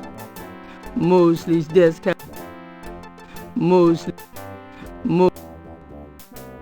a microwave. If Gabriel knows Mosley, it's used exclusively for frozen corn dogs. Art prints of police department memos and other didactic blurbs. So, how's it hanging, bud? Lousy. I hate crime scenes. People are sick fucks. You know that, Knight? I'm starting to get that impression. Can I ask you about some stuff? You're the writer. Ask away. What can you tell me about voodoo? There's voodoo that goes on in this city, sure. I looked into it a bit at the beginning of this case. But the voodoo stuff found at the crime scenes is all faked. It doesn't have anything to do with the real stuff. I know. I asked some experts. It's intimidation tactics, that's all. What can you tell me about? I told you, don't worry about that part of it. It's all faked. What do you know about the voodoo murders? Lots. Can you be more specific? Do you know anything about the killers? At least 20 people attend the killings. We know this from the variety of footprints found at the scenes. Footprints? Aren't those as good as fingerprints? Can be. But we'd have to have a suspect in custody first, and the suspect would have to match one of the few distinct prints we have. Most of the footprints are smudged, trodden over, unreadable. These guys are so casual in their expertise, it's maddening. Like they know we'll never find them. How many murders have there been so far? 7 murders have so far been linked to the Voodoo Murders case. Now, the first murder occurred about 8 weeks ago. The M.O. was the same in each murder. Lake Pontchartrain was the 7th. What kind of evidence have you found? No fingerprints, a few bare footprints. Found a few fibers, but not many. The weirdest one was leopard fur. Leopard fur? Describe the crime scenes. Well, there's the corpse itself, minus the heart. Around where the body was killed, we find marks and flour and blood. There are traces of wax from candles, red and black. Ordinary wax candles, so the lab reports. Also blood and feathers of chickens. Also goat's blood. And plenty of the victim's own, of course. What's the coroner say? The victim's heart is always ripped out of the chest and missing. We haven't located a single one of them. Oh, lovely. Any idea what they do with them? Don't even want to know. Also, the coroner says some of the victims had heart attacks before the incision. Literally scared to death. The knife wounds are consistent with a long, narrow, wavy-edged knife. Probably a ritualistic dagger. Any witnesses? Nope. There's never been a single witness. No one's even heard a disturbance. It's damned weird, like they just don't want people to see, and so nobody sees nothing. Know anything about the victims? The victims are all out-of-towners. We still don't know why. Oh, nothing, never mind. Sure, no problem. What can you tell me about New Orleans? You and me grew up together, you tell me. It's a pretty nice place, even seeing the stuff I see. You know, the quarter's getting a bit too wild, though. Getting hard to control. Not quite what it was when you and me used to hang here, but... hell, I've never known anything else. What can you... I'm too sentimental to say anything else about it. Do you know anything about snakes? The only thing I know about snakes is I don't like them. What can you tell me about St. John's Eve? That's coming up, isn't it?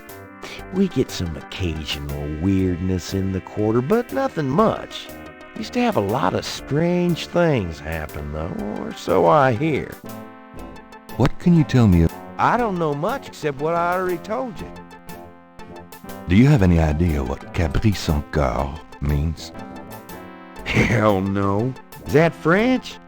My mother spoke it, but I always had a hard enough time just speaking English. True enough.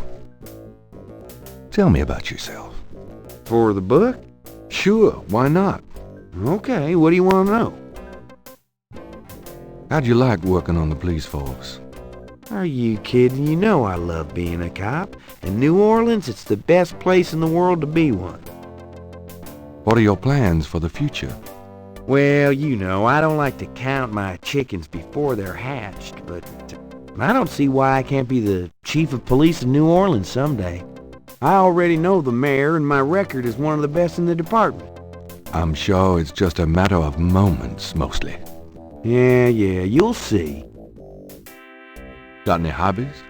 Yeah, making your life miserable. I'm serious.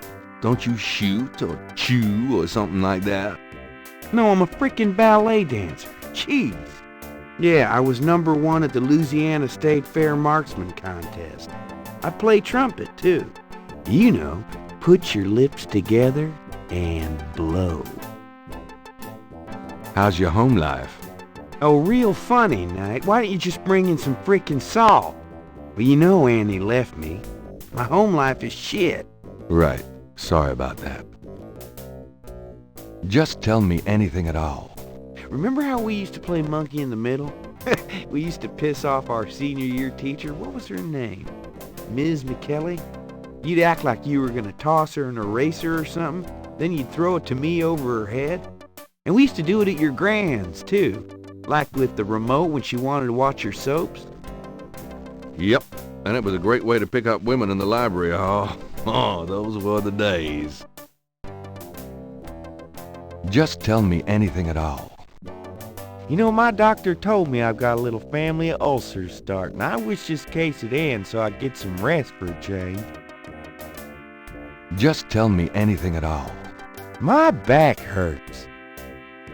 Oh, nothing, never mind. It's your dime. What's the status on the Voodoo Murders case? It's going. Can't seem to make any progress, though. Sluggish damn case. It's weird. What's the state? You're as filled in as me. How about getting me some coffee? Coffee? You want coffee? Should that surprise you? Nah, you've always been a caffeine addict. It's just that what we got here hardly qualifies. So, I'm desperate. It's your stomach. I'll get you some when we're done talking. That long? All right, I'll go now.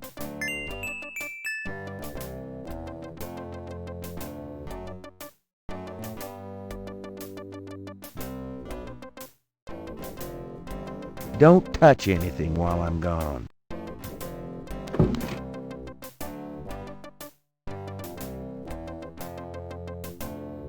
Not me. There's no reason to go. Gabriel doesn't...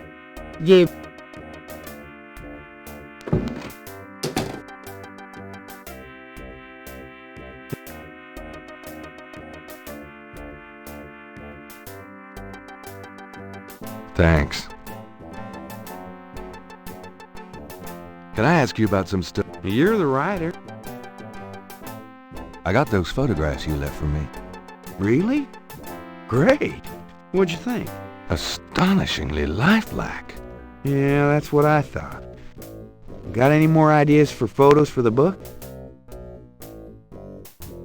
A cop author photo might be nice. You and me?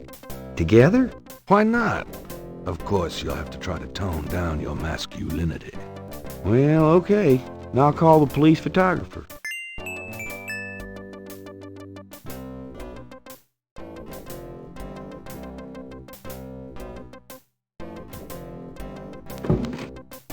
Franks, come here a minute, would you? Bring your camera.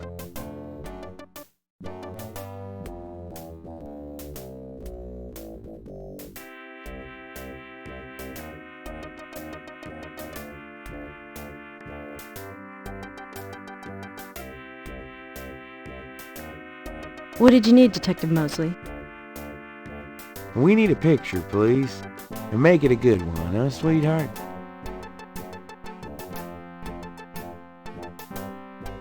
Sure, sweetheart.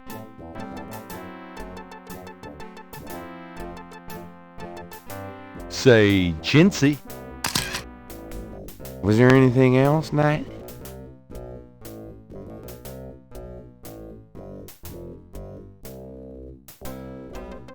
How about one of me and Officer Franks? Gee, I don't know. Franks? Just kidding, Franks. You want to get me fired for sexual harassment, Knight? Well... Yeah, ha. Now, is there anything else, or can I let this lady go back to her desk? Hold on a sec while I go check my hair. Good God, Knight, make it fast.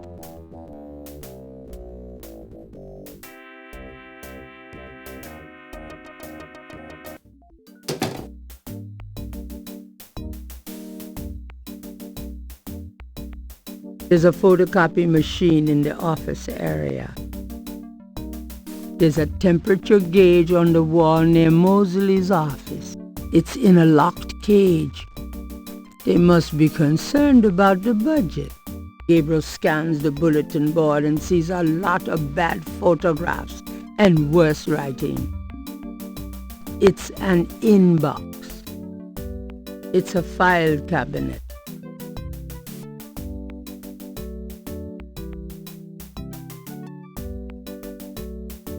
Would you just get in here?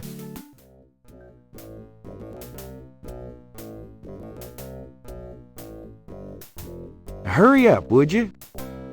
Okay, ready. Thanks, hon. Let me know when you got it developed. The photos, that is. Yeah, sure.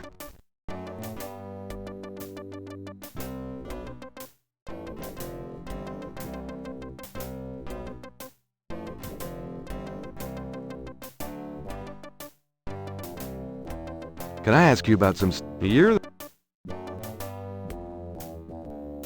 know anything about the patterns around the bodies? Yeah, weird, huh? All 7 victims had those little marks around them. We got all the marks on file, but we haven't figured out what, if anything, they mean. Can I see the other 6 patterns? Sure. People like that kind of stuff, don't they? Might make the book seem more... Go talk to Officer Franks. Tell her I said you could see the file. I got those photographs. So... Nope, I think we have everything we need.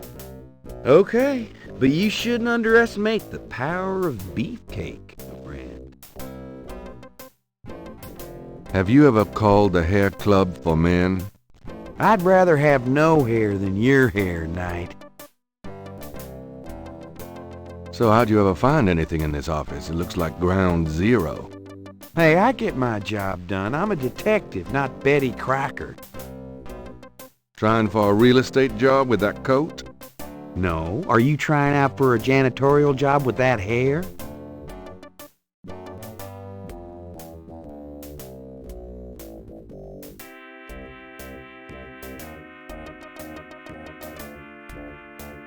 I copied those marks from the lake. Really? Good for you. Do you want to see my sketch? No, we have our own copy, Knight.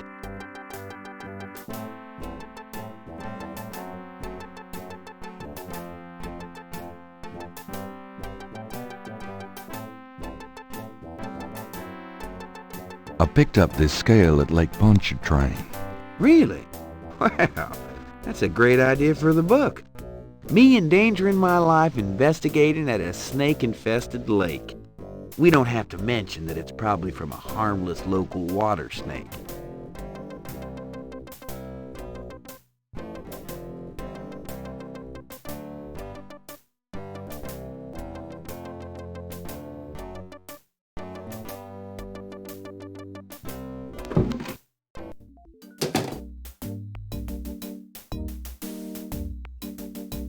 Excuse me, officer. Yes? So, what's it like being a policewoman? The glamour never ceases.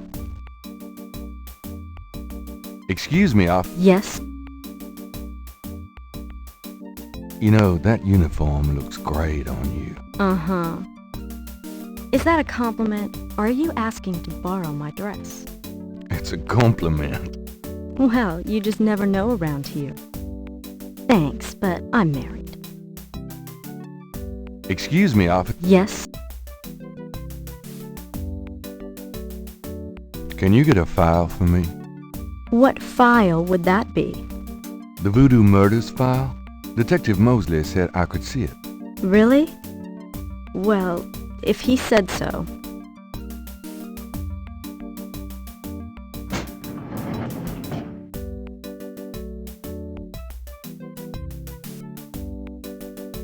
There it is. You can look at it all you want, but don't leave this area with it, okay? And no photocopies either, I'm afraid. Of course. I understand completely.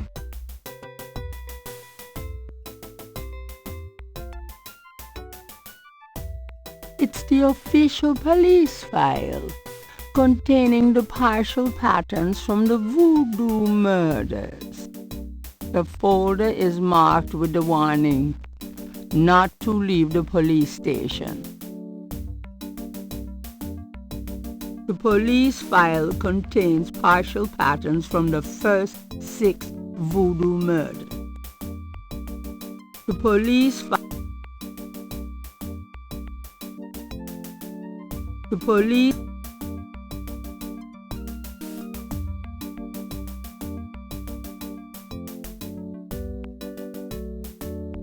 Excuse me, officer. Yes? Are you sure I can't make a copy of this file? I'm real sure. Excuse... Yes? Could you get me some coffee? Are you speaking to me? Why, yes. Wow. Deja leave it to Beaver. I'm the police photographer, sir. You might be able to find someone around here dumb enough to get coffee for you. But guess what? It won't be me. Oh, thanks, anyway.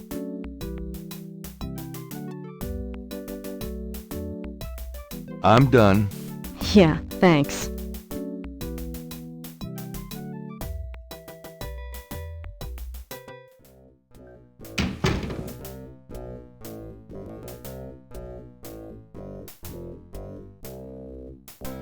Can I ask you about some stuff? You're the... I got those photographs. Let's take another cop off the shot. What for? I don't think we got your best side. Really? Okay, I'll have Franks come in again.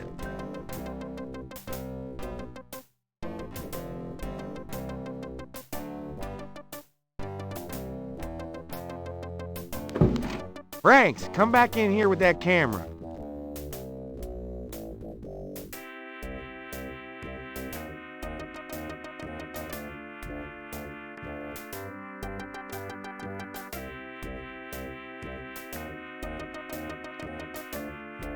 Now what, sir? That clown wants another picture. You don't mind, do you?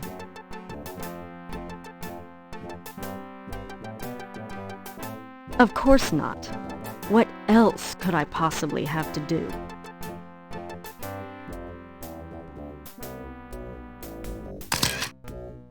Anything else, Knight?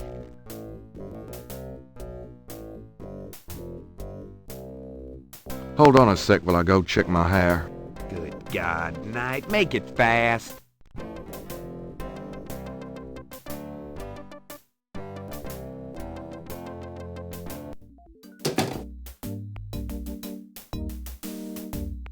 Let me see that file again.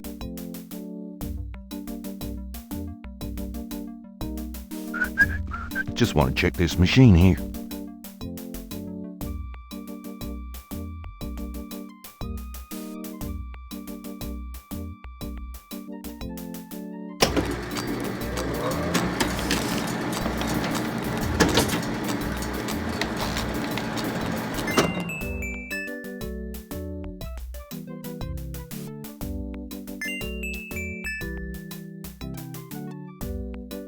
Gabriel has a photocopy of the official police file containing the partial patterns from the voodoo murders. The police file. Those two objects would have no effect on each other. Those two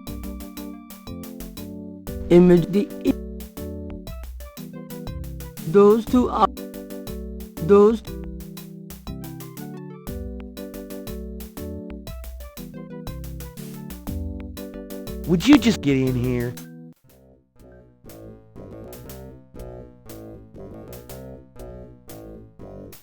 Hurry up, would you? Okay, ready. Thanks, hon. Let me know when you got it developed. Yeah.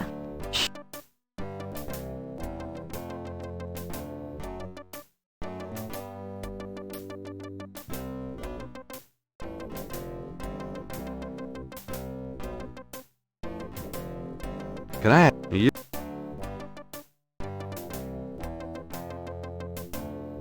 What's the state? Yours. What do you know? What else? Oh, no. Sure.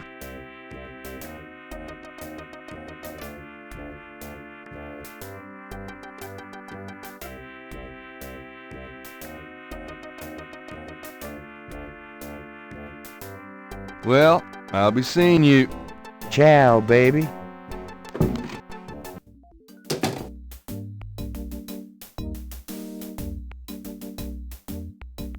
Excuse me. Yes? Oh, never mind. Fine. I'll get back to work. Gabriel should go to the counter.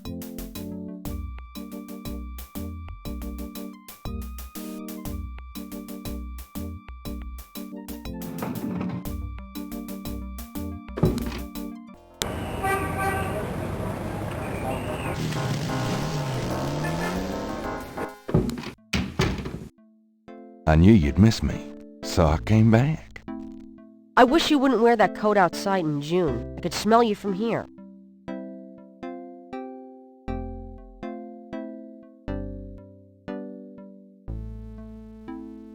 Got a minute? Do you have message? Nope. Could you do some? Sure. Could you see what you can find out about a woman named Malia Getty? The name Getty sounds familiar. What's your interest in her? Oh, just, stuff about the voodoo murders. If you could get an address... They're murders. Right. I'll see what I can find out. Anything else? I can't think of anything. Okay.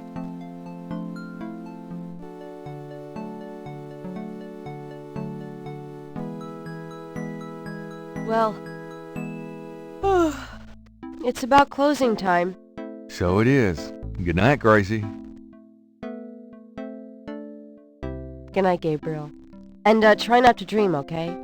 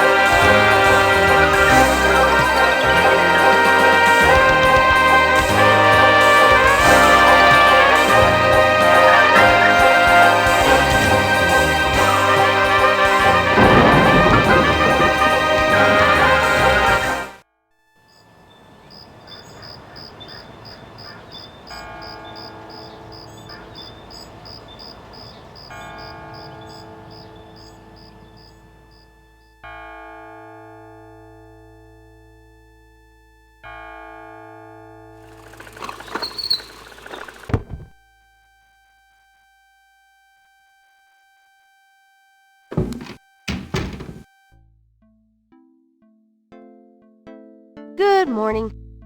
Don't you look swell today? Actually, swollen. Oh. So have some. There's a fresh pot on the table.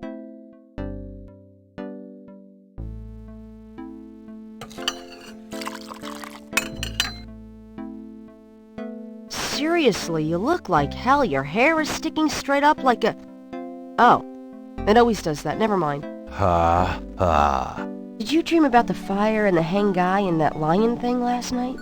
Leopard, not lion. Did you get anything on Malia Getty? Well, I did get her address, but you're a little out of your league here, big fella. The Gettys own 3 local hospitals, just to name a few of their assets. They run in very high circles. Did you get an address? I got the address. I suppose this has nothing to do with the fact that Malia Getty is incredibly gorgeous. I should have known you wouldn't go for a rich, ugly socialite. And that address is... Hey! Far be it from me to postpone your total humiliation. It's 557 West England. That's a garden district, Estate City. That's all I wanted to know. And yes, my dear, Malia Getty is the most dangerous-looking diversion I've ever seen. Ouch! Oy, men.